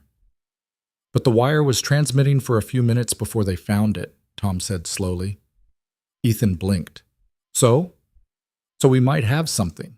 Not a full confession, but maybe enough to show intent. Maybe enough to keep building the case. It doesn't matter. I'm out. Victoria turned in her seat to face him fully. Ethan Cole, you listen to me. You are not a quitter. You're a fighter. You've been fighting for 5 years just by surviving, just by getting up every morning and taking care of those kids. And now, when we're this close, you're going to walk away because they threatened you? They threatened my children, and they'll keep threatening them for the rest of your life. Every day you'll wake up wondering if today's the day they decide you're too much of a risk. Unless you stop them, unless you finish this. I can't risk my kids. You're risking them by doing nothing. Her voice was rising now too. You think Calloway's just going to forget about you? You think he'll let you fade back into obscurity after you tried to wire him up? You're a loose end now, Ethan, and men like him don't leave loose ends. The words hit him like a punch. Because she was right. He'd crossed a line tonight. There was no going back to the way things were. I need to think, he said finally, his voice barely above a whisper. Tom started the car again and drove in silence. They dropped Ethan off at his car 20 minutes later without another word. He sat in the driver's seat for a long time, hands on the wheel, staring at nothing. Then he drove home through empty streets that felt like they belonged to someone else's life. When he walked into his apartment, all 3 kids were asleep. He checked on each of them. Maya first, curled up in her bed with a book on her chest. Then Carter, sprawled sideways with his blanket kicked off. Then Sophie, clutching her stuffed rabbit, her face peaceful. All safe, all breathing, all completely unaware of how close they'd come to losing everything. He went to his room and sat on the edge of the bed, still wearing the suit, still feeling the ghost of the wire against his chest. His phone buzzed. A text from Victoria. I'm not giving up, and neither should you. We'll find another way. He stared at the message for a long time. Then he typed back. Give me 24 hours. I need to make sure my kids are safe. Then we can talk. Okay, but after that, we finish this. One way or another. He set the phone down and lay back on the bed, staring at the ceiling in the dark. Tomorrow, he would make arrangements. Get his kids somewhere safe, somewhere Calloway couldn't reach them. And then he would decide whether to fight or run. But tonight, he just lay there, listening to the sound of his children breathing in the other rooms and wondered how much more he could lose before there was nothing left of him at all. The next morning, Ethan called in sick to work. Greg didn't ask questions, just told him to feel better and hung up. Ethan spent the first hour sitting at the kitchen table, drinking coffee that had gone cold, staring at his phone.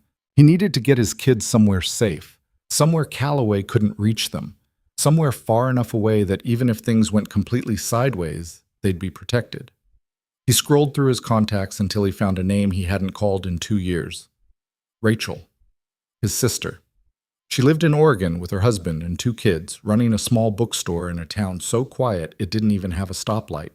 He pressed call before he could talk himself out of it. She answered on the 4th ring. Ethan? Her voice was surprised, cautious. They hadn't exactly parted on good terms last time they'd spoken. Is everything okay? Not really. I need a favor. What kind of favor? I need you to take the kids, just for a week. Maybe 2. There was a long pause. What? Why? I can't explain right now, but I need them somewhere safe, somewhere no one would think to look. Ethan, you're scaring me. I know. I'm sorry. But please, I wouldn't ask if it wasn't important. Another pause, longer this time. He could hear her breathing, could almost see her weighing the question, trying to figure out if he was in trouble or just being paranoid. Okay, she said finally. When? Tomorrow. First flight I can get them on. Tomorrow? Ethan, that's... Please, Rachel, I know it's sudden. I know I'm asking a lot. But I need this. They need this. He heard her sigh. Fine. Okay. Send them tomorrow. But you better call me when this is over and explain what the hell is going on. I will, thank you. He hung up before she could change her mind, then immediately started searching for flights. There was one leaving at 11 the next morning. 3 seats available. He booked them without thinking about the cost. When Maya got home from school that afternoon, she found him in her room, packing a bag. Dad? She stood in the doorway, confusion written all over her face. What are you doing? You're going to visit Aunt Rachel for a little while. What? Why? Because I need you to. That's not an answer. He stopped folding her clothes and looked at her. Really looked at her. 12 years old and already too smart for her own good. Already seeing through him. Maya, I need you to trust me. Can you do that? She searched his face, and whatever she saw there made her stop arguing. Okay. For how long? I don't know yet. A week, maybe 2. Is this about that woman, Victoria? Sort of. Are you in trouble? He wanted to lie. Wanted to tell her everything was fine, that this was just a precaution, that there was nothing to worry about. But she deserved better than that. I'm handling something, he said carefully. Something from before. And I need to know you're safe while I do it. Her eyes widened slightly. Before? You mean from when Mom was alive? He nodded. She was quiet for a moment, processing. Is it dangerous? It might be. Then don't do it. I have to. Why? Because if I don't, we'll never really be safe. We'll spend the rest of our lives looking over our shoulders, waiting for something bad to happen. She didn't look convinced, but she nodded. Okay, I'll go, but you have to promise me something. What? Promise you'll come back. His throat tightened. Maya, promise, Dad. He wanted to. Wanted to look his daughter in the eye and promise her that everything would be okay, that he'd come home safe, that they'd all be together again soon. But he couldn't, because he didn't know if it was true. I'll try, he said finally. That's the best I can do. She stared at him for a long moment, then nodded again and left the room without another word. That night, he told Carter and Sophie the same thing. Carter took it quietly, the way he took everything. Just nodded and started packing his own bag without being asked. Sophie cried, but eventually she agreed too, clutching her stuffed rabbit and asking when they'd be back. Soon, Ethan told her, knowing it might be a lie. I promise it'll be soon. The next morning, he drove them to the airport. The car ride was quiet. Maya sat in the front seat, staring out the window. Carter had his headphones on in the back. Sophie kept asking questions. Why couldn't Dad come with them? Why did they have to leave? When would they see him again? Ethan answered as best he could, keeping his voice steady, even though everything inside him was screaming to turn the car around, to take them home, to forget the whole thing. At the airport, he walked them as far as security would let him. Maya hugged him first, holding on tight. Be careful, she whispered. I will. I mean it. Don't do anything stupid. He almost laughed. When did you get so bossy? I learned from the best. Carter hugged him next, quick and awkward. See you soon, Dad. See you soon, buddy. Sophie was last. She wrapped her arms around his neck and wouldn't let go. I don't want to leave you, she said, her voice muffled against his shoulder. I know, baby, but Aunt Rachel's going to take good care of you, and I'll call every day. I promise. You promise you'll come get us? I promise I'll try. She finally let go, and Ethan watched as all three of them went through security. Maya looked back once, her face worried, then they disappeared into the crowd. Ethan stood there for a long time, staring at the spot where they'd been, feeling like he'd just cut off his own arm. Then he turned around and walked back to his car. It was time to finish this. Victoria was waiting for him at a coffee shop downtown. She'd chosen a corner booth away from the windows, and she stood up when she saw him coming. Are they safe? She asked. They're on a plane to Oregon. My sister's taking them. She nodded, relief visible on her face. Good. That's good. They sat down. Victoria had already ordered him coffee, black, the way he liked it. She'd been paying attention. So, she said, Tom listened to the recording from last night, the first few minutes before they found the wire. And? And it's not nothing. Calloway didn't confess outright, but he said enough to show intent. He acknowledged that Sarah's death was connected to your threat to go to the feds. He called it a consequence of your disloyalty. That's not a confession. No, but it's close. Combined with everything else we have, it might be enough to get a warrant, maybe even an indictment. Ethan shook his head. Janet said we needed something concrete. This isn't concrete. Not on its own, but if we can get just one more piece, one witness willing to testify, one document that proves the money laundering, one thread we can pull that unravels the whole thing, then we've got him. How? They're watching us. They know everything we're doing. Victoria leaned forward. That's where you're wrong. They think they know everything, but they don't. What do you mean? She pulled out her phone and opened an email. Tom's been digging into Calloway's network. He found something. A former accountant who worked for one of the shell companies. Guy named Leonard Chen. He quit 2 years ago, moved to Seattle, started a new life. Tom reached out to him yesterday. And he's willing to talk, but only if we can guarantee his safety. Ethan felt something stir in his chest. Hope, maybe. Or just desperation wearing a different mask. What does he know? Everything. He handled the books for 3 years. He knows exactly how they move the money, which accounts, which companies, all of it. He kept copies of everything before he left, just in case they ever came after him. Why didn't he go to the police? Same reason you didn't. He was scared, still is. But Tom convinced him that if we move fast, if we get him into protective custody before Calloway knows what's happening, he might actually make it out alive. Ethan stared at her. When? Tonight. Tom's driving to Seattle to pick him up. If we can get Chen to Janet by tomorrow morning, we can force her hand. She'll have to move forward with charges. And if Calloway finds out? He won't. We're keeping this tight, just you, me, Tom, and Chen. No one else knows. Ethan wanted to believe her, wanted to believe they could actually pull this off. But after last night, after seeing those photos of his kids, he didn't know if he had any faith left. What do you need from me? He asked. I need you to trust me. One more time. I know last night was bad. I know you're scared, but we're so close, Ethan. We can't stop now. He looked at her across the table. This woman who'd walked into his life 2 weeks ago and turned everything upside down. This woman who was risking her own safety, her own career, to help him get justice for something that had happened before she even knew he existed. Why are you doing this? He asked. Really? It's not just about the tech deal anymore. You could have walked away after Marcello's. Why didn't you? Victoria was quiet for a moment. Then she said, because I know what it's like to have someone take everything from you, to feel powerless. And I promised myself that if I ever had the chance to stop people like that, I would. What happened to you? That's a story for another time. Right now, we need to focus on Calloway. She wasn't going to tell him. Not yet. Maybe not ever.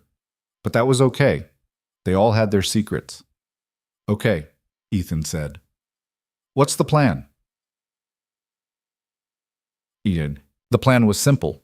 Tom would drive to Seattle tonight, pick up Leonard Chen, and bring him back by morning. Victoria would coordinate with Janet to have protective custody ready.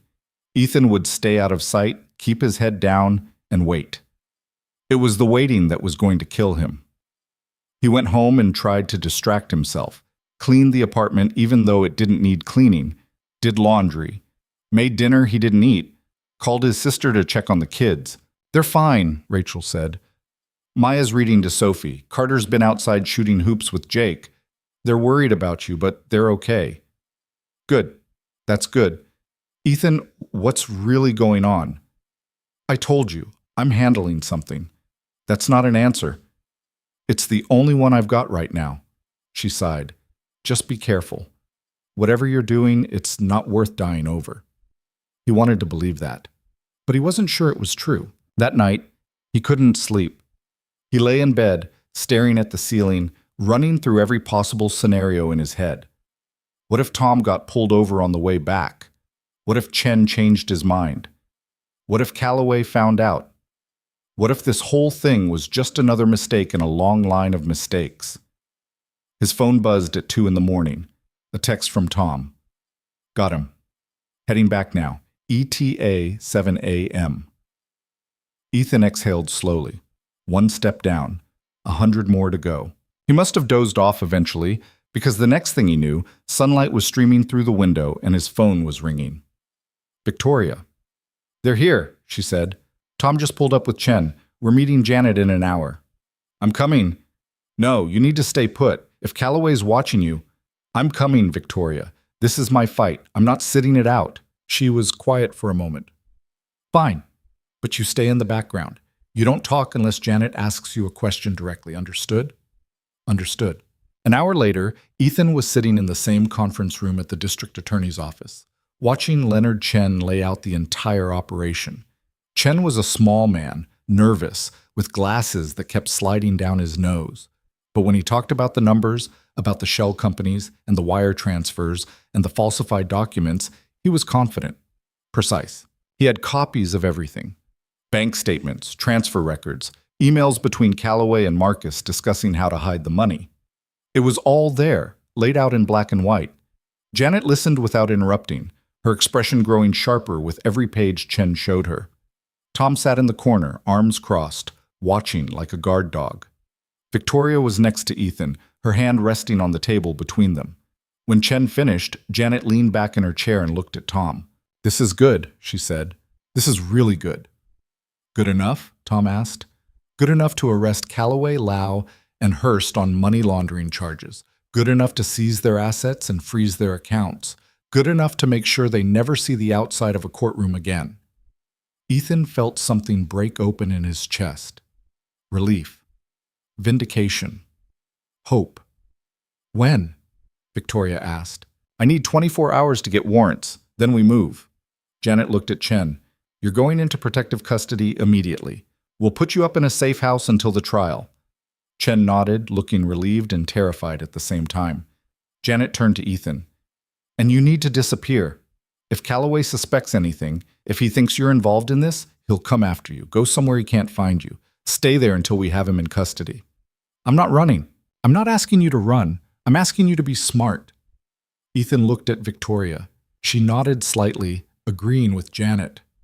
"Fine," he said. "But I want to be there when you arrest him." "Absolutely not. I want to see his face when you put him in handcuffs. I've earned that." Janet studied him for a long moment. "I'll think about it, but no promises." It wasn't the answer he wanted, but it was the best he was going to get. That night, Ethan checked into a motel on the outskirts of town. It was the kind of place that charged by the hour and didn't ask for ID. He paid cash and locked himself in a room that smelled like cigarettes and regret.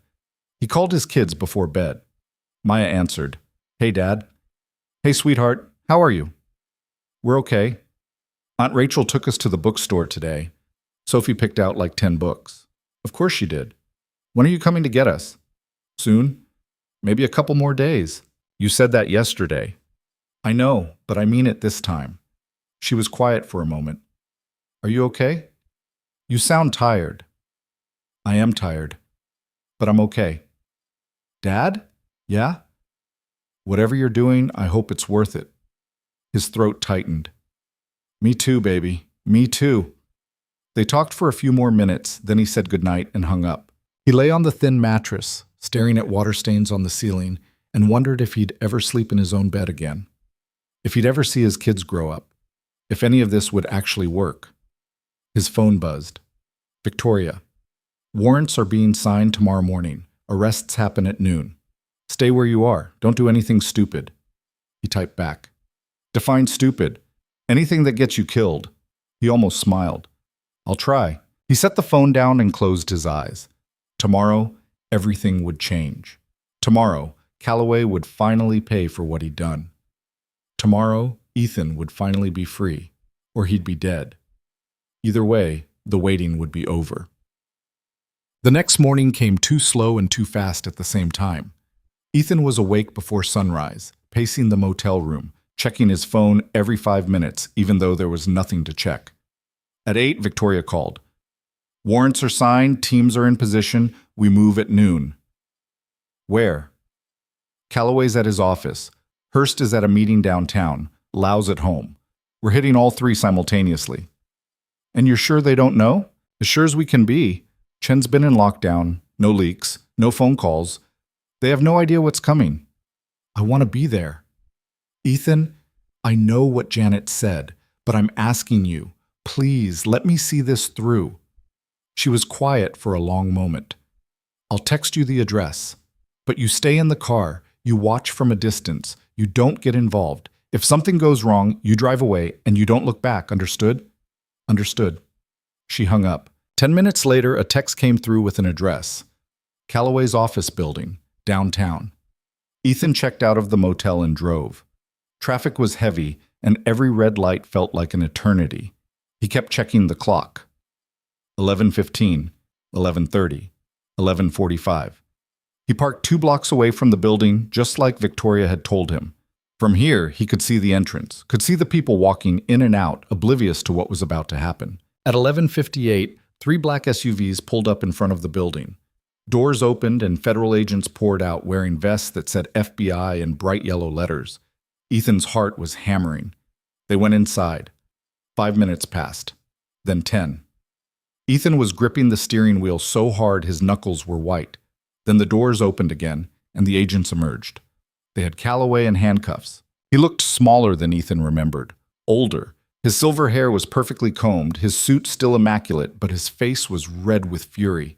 He was shouting something Ethan couldn't hear from this distance, probably threatening lawsuits, calling lawyers, making demands. But the agents didn't care. They put him in the back of one of the SUVs and drove away. Ethan sat there watching and felt something he hadn't felt in 5 years. Relief. His phone rang. Victoria. Did you see it? Yeah, I saw it. Marcus and David are in custody too. All 3 of them. It's over, Ethan. We did it. He couldn't speak. His throat was too tight, his eyes burning. Ethan? You there? Yeah, I'm here.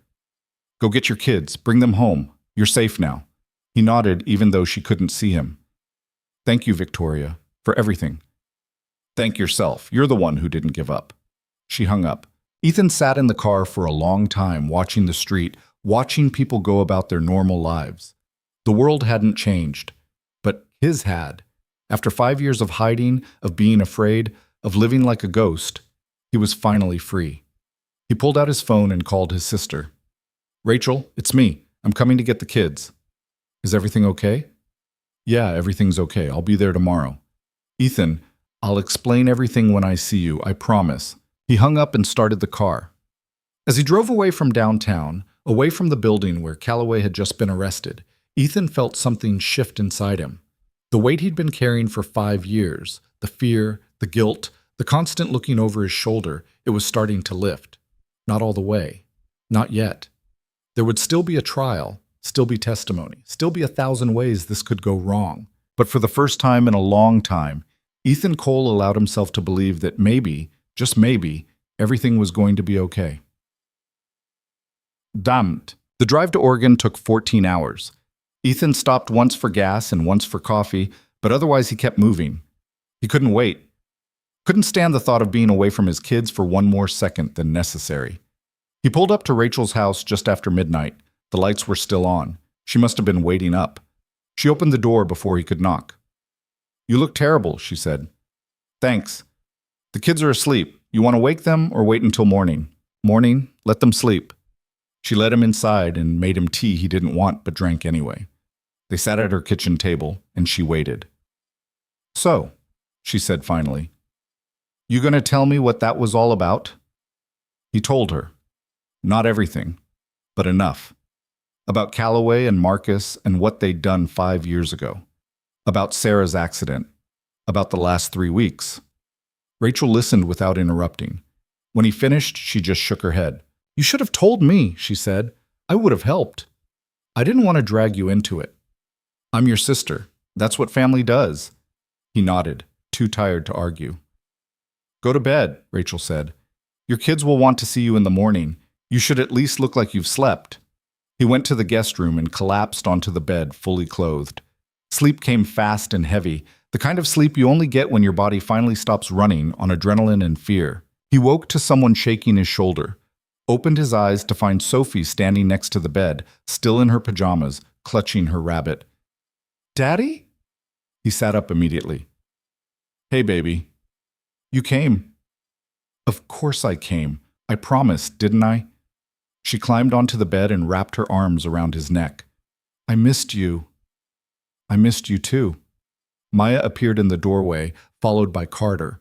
They both looked relieved and exhausted and a little bit angry. You said a couple of days, Maya said. I know, I'm sorry. We thought something happened to you. I'm okay. I'm here, and I'm not going anywhere. She studied his face, looking for the lie, but this time there wasn't one. He meant it. Okay, she said finally. But you owe us an explanation. I know, and I'll give you one, just not right now. Right now, I just want to be here with you. Carter walked over and sat on the edge of the bed. Did you finish it, whatever you were doing? Ethan nodded. Yeah, I finished it. Are we safe now? Yeah, buddy, we're safe. Carter nodded and looked down at his hands. Good. They spent the morning together. Rachel made pancakes. The kids told him about everything they'd done in Oregon, the bookstore, the park, the movie they'd watched. Ethan listened and laughed and felt like maybe, for the first time in 5 years, he could actually breathe. That afternoon, Victoria called. How are the kids? She asked. Good, happy, safe. And you? Tired, but good. Janet wants you back in town by Monday. She needs you to go over your testimony for the grand jury. I'll be there. Ethan? Yeah? You did good. You should be proud of yourself. He didn't know what to say to that, so he just said, thanks. They hung up, and Ethan went back outside where his kids were playing in Rachel's backyard. Sophie was spinning in circles, making herself dizzy. Carter was shooting baskets on the driveway. Maya was reading under a tree. Normal, safe, home. He sat down next to Maya, and she looked up from her book. You okay, Dad? Yeah, I think I am. She smiled and went back to reading. Ethan leaned back against the tree and closed his eyes, letting the sun warm his face. The fight wasn't completely over. There would still be trials and testimony and probably years of legal battles, but the worst of it was done. Calloway was in custody, his kids were safe, and for now, that was enough. They stayed in Oregon for 3 more days. Ethan needed the distance, needed the space to let everything settle before going back to face what came next. Rachel didn't push him to leave, didn't ask too many questions, just let him and the kids exist in her quiet world for a while. On the 3rd morning, Maya found him sitting on the back porch with coffee, watching the sun come up over the trees. You're thinking about going back, she said. He looked at her. How do you know? Because you've had that look on your face since yesterday, like you're getting ready for something. She sat down next to him, pulling her knees up to her chest.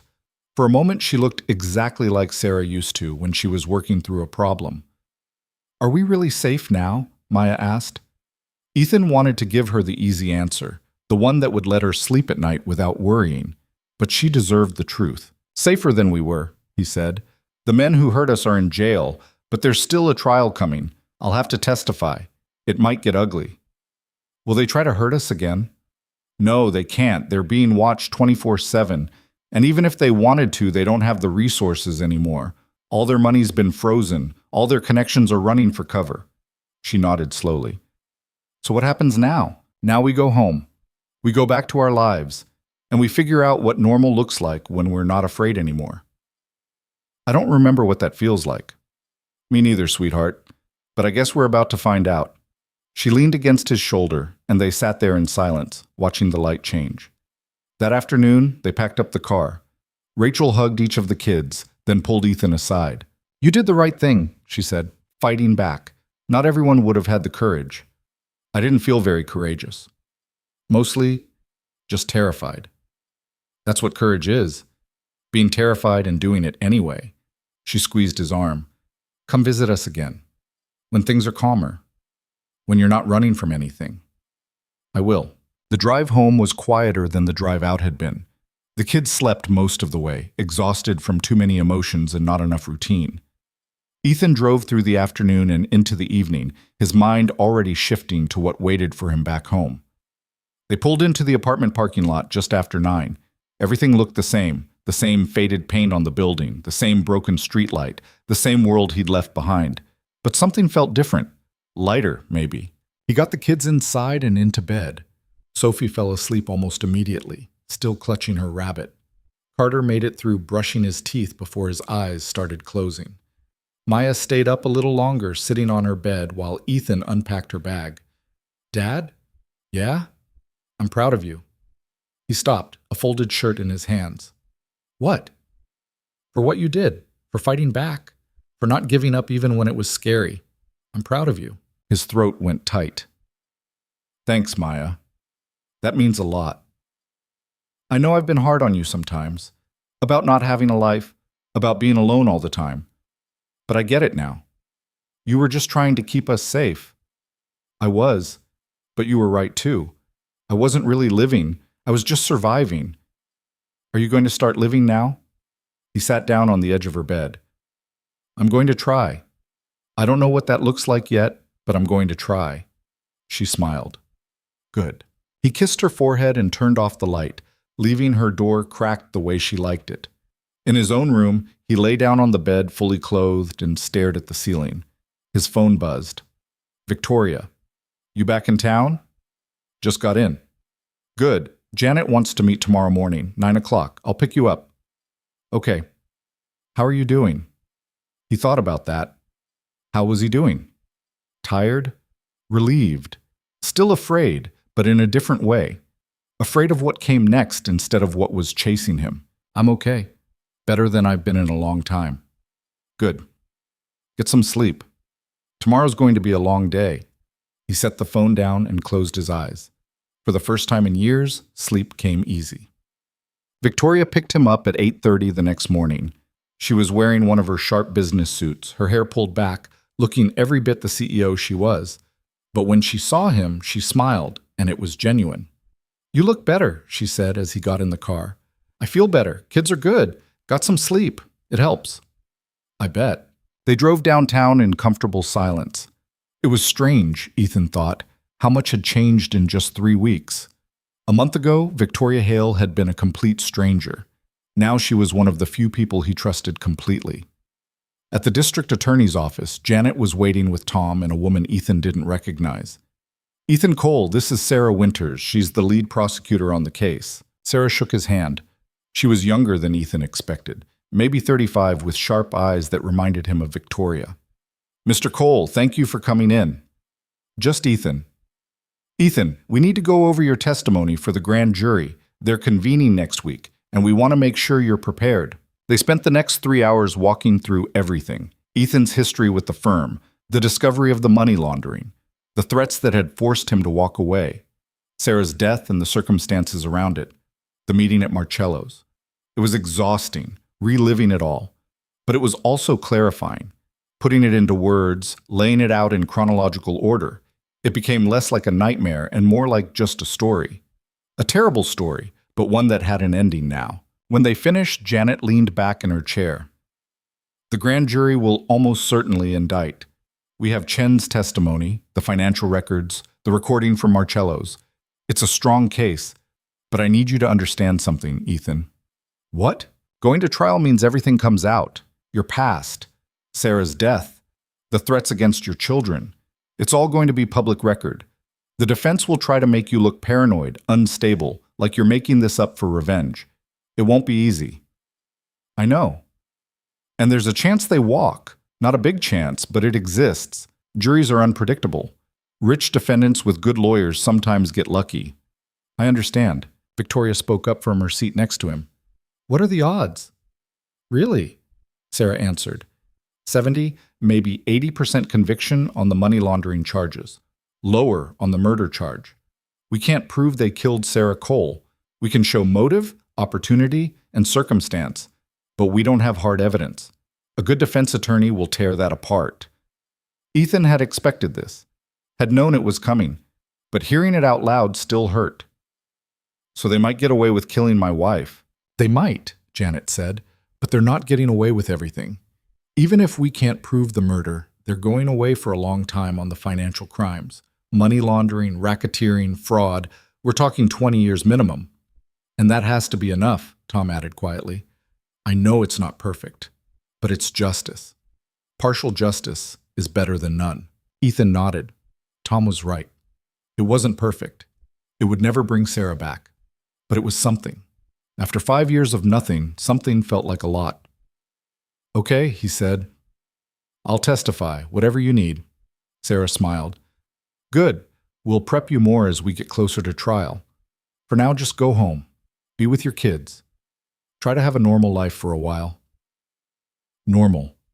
That word again. Over the next few weeks, Ethan tried to figure out what normal meant. He went back to work at the warehouse. Greg welcomed him back without asking where he'd been, just handed him a clipboard and told him they were behind on shipments. The kids went back to school. Maya threw herself into her classes with renewed energy. Carter joined the basketball team, which surprised everyone, including Carter. Sophie made a new friend and spent every afternoon playing elaborate games involving princesses and dragons. Ethan tried to be present, to show up for them in ways he hadn't been able to when he was constantly looking over his shoulder. He went to Carter's games, helped Sophie with her homework, let Maya teach him how to cook something other than scrambled eggs. It was good. It was better than good. But there was still something missing. Victoria called him one evening while he was washing dishes. How are you? She asked. Good. Busy, trying to figure out how to be a normal person again. Any luck? Getting there, slowly. I wanted to let you know the tech acquisition went through. Callaway's arrest killed his bid, and we closed the deal yesterday. Congratulations. That's what you wanted, right? It is, and I have you to thank for it. You did most of the work. We did it together. She paused. I was wondering if you wanted to have dinner sometime. Not a work thing, not a case thing, just dinner. Ethan felt something shift in his chest. Like a date? If you want it to be. Or it could just be two people who've been through hell together having a meal. No pressure. He smiled. I'd like that. Yeah? Yeah, but fair warning, I'm out of practice. I haven't been on a date in 7 years. Good thing I'm patient. They made plans for Friday. Somewhere casual, not Marcello's. Somewhere without ghosts. When Ethan told Maya that evening, she grinned so wide he thought her face might split. Finally, she said. Finally what? Finally you're doing something for yourself. I like her, by the way. You've never met her. I've heard you talk about her, that's enough. Friday came faster than Ethan expected. He changed his shirt 3 times before Maya told him he looked fine and to stop being weird. Victoria picked him up at 7, and they went to a small Italian place on the east side that had red tablecloths and candles that dripped wax. It was awkward at first. They'd spent so much time together in crisis mode that normal conversation felt strange. But then Victoria told a story about her assistant trying to book her on a flight to the wrong city, and Ethan laughed, and suddenly it was easy again. They talked about everything except the case, about their childhoods, their families, the things they'd wanted to be when they grew up. Victoria had wanted to be an astronaut. Ethan had wanted to be a baseball player. What happened? Victoria asked. I wasn't good enough. Turns out wanting something isn't the same as being capable of it. That's depressing. That's life. What about you? Why aren't you floating around in space right now? Math. Turns out rocket science requires actual rocket science. I was better at business. The world's loss, she smiled. I don't know. I think I ended up where I was supposed to be. You believe in that? Fate? Things happening for a reason? I believe we make our own reasons. We choose what our experiences mean. Ethan thought about that, about the last 5 years, about Sarah's death and the fear and the hiding. What did it mean? What had he chosen for it to mean? I used to think everything that happened to me was punishment, he said slowly. Like I'd done something wrong and this was karma catching up. But I'm starting to think maybe it was just life, random and unfair and brutal, and the only thing that mattered was what I did about it. And what did you do about it? I survived. I kept my kids safe, and when I had the chance, I fought back. Victoria reached across the table and took his hand. That's not nothing, Ethan. That's everything. They finished dinner and walked around the neighborhood afterward, neither of them ready for the evening to end. It was a clear night, cold but not unbearable, and the city lights made everything look softer than it was. Can I ask you something? Ethan said. Sure. Why did you really help me? You told me once it was because you knew what it was like to have everything taken away. But you never told me what happened. Victoria was quiet for a long moment. Then she said, My father built a company from nothing, spent 40 years making it successful. When he got sick, his business partner forced him out, took everything, left us with nothing. My father died 6 months later, broken. I'm sorry. I was 18, couldn't do anything about it, didn't have the resources or the knowledge. But I promised myself that if I ever had power, if I ever had the ability to stop people like that, I would. So when I met you, when I saw what Calloway had done to you, it felt like a second chance, a chance to do what I couldn't do for my father. Did it work? Did it feel like justice? It felt like progress, like maybe the world could be a little less cruel if we fought back hard enough. Ethan nodded. He understood that. The world wasn't fair. It wasn't just. But maybe if enough people refused to accept that, refused to let the cruel ones win, it could be better. Not perfect, just better. They ended up back at Ethan's car. Victoria leaned against it, looking at him with an expression he couldn't quite read. I had a good time tonight, she said. Me too. We should do it again. I'd like that. She kissed him then, soft and brief, and when she pulled back, she was smiling. Good night, Ethan. Good night, Victoria. He drove home feeling lighter than he had in years. The trial started 6 weeks later. Ethan testified on the third day. The courtroom was packed. Reporters, lawyers, people who just wanted to watch powerful men fall. Calloway sat at the defense table in an expensive suit, looking calm and confident, like this was all just a minor inconvenience. Ethan told his story. Every detail, every threat, every moment of the last 5 years spent afraid. The defense attorney tried to break him, tried to make him seem paranoid and vindictive, but Ethan had lived this story. He knew it better than anyone. When he was done, he stepped down from the witness stand and looked at Calloway. For just a moment, their eyes met. And Ethan saw something he'd never seen before. Fear. Calloway was afraid. Because for the first time in his life, he wasn't in control. For the first time, his money and his connections and his power couldn't save him. The trial lasted 3 weeks. Leonard Chen testified. Victoria testified about the tech deal and the evidence she'd uncovered. Tom testified about his investigation. The prosecution built a case so airtight that even the expensive defense attorneys couldn't tear it down. The jury deliberated for 2 days. When they came back, the verdict was guilty on all counts. Ethan was sitting in the gallery with Victoria when the foreman read the verdict. Guilty of money laundering, guilty of racketeering, guilty of fraud. The murder charge didn't stick, there wasn't enough evidence, but everything else did. Calloway was sentenced to 25 years. Marcus got 20. David got 18. It wasn't perfect. It wasn't everything Ethan had wanted. But it was enough. Outside the courthouse, reporters swarmed them. Ethan didn't say much. Just that justice had been served and he was grateful to everyone who'd helped make it possible. Victoria did most of the talking, poised and professional as always. When the cameras finally left them alone, Tom clapped Ethan on the shoulder. You did good, Cole. We all did. What are you going to do now? Ethan thought about that. I don't know. Live, I guess. Figure out what that means. Tom smiled. Sounds like a plan. They went out for drinks afterward. Ethan, Victoria, Tom, Janet, Sarah. They didn't talk about the case. They talked about normal things. Sports, movies, bad jokes. It felt good. It felt human. When Ethan finally got home that night, all three kids were waiting up for him, even though it was past midnight. "Well?" Maya asked. "Guilty. All of them." Sophie cheered. Carter smiled. Maya just nodded, relief flooding her face. "So it's over?" she asked. "Yeah, sweetheart, it's over." She hugged him, and then Carter and Sophie joined in, and for a moment they just stood there in the doorway, holding each other. "I'm proud of you, Dad," Maya said. "I'm proud of all of us." Life didn't suddenly become perfect. There was no magical transformation where everything was easy and happy all the time. Ethan still had bad days. Days where he thought about Sarah and what they'd lost. Days where the weight of the last 5 years felt too heavy to carry. But there were good days too. More of them than before. He got a new job. Not in finance. He wasn't ready for that yet. But something better than the warehouse. An analyst position at a mid-sized firm. It paid more, had better hours, and let him use his brain again. Maya got into a magnet school for gifted students. Carter made the basketball all-star team. Sophie learned to read chapter books by herself and insisted on reading to Ethan every night before bed. Ethan and Victoria kept seeing each other, slowly, carefully, with no pressure or expectations. Just two people who understood each other trying to build something good out of the wreckage of everything that had come before. 6 months after the trial, Ethan took the kids to visit Sarah's grave.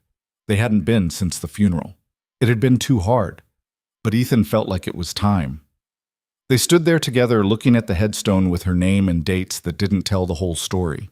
"I'm sorry," Ethan said quietly, not sure if he was talking to Sarah or to his kids or to himself.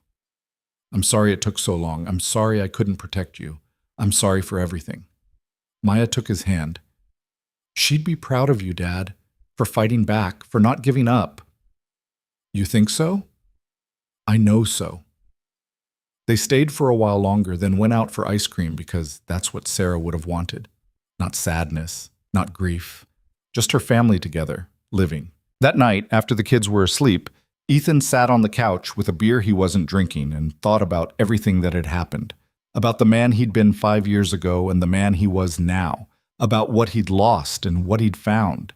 He'd learned something through all of this, something important. Strength wasn't about never being afraid. It was about being afraid and moving forward anyway.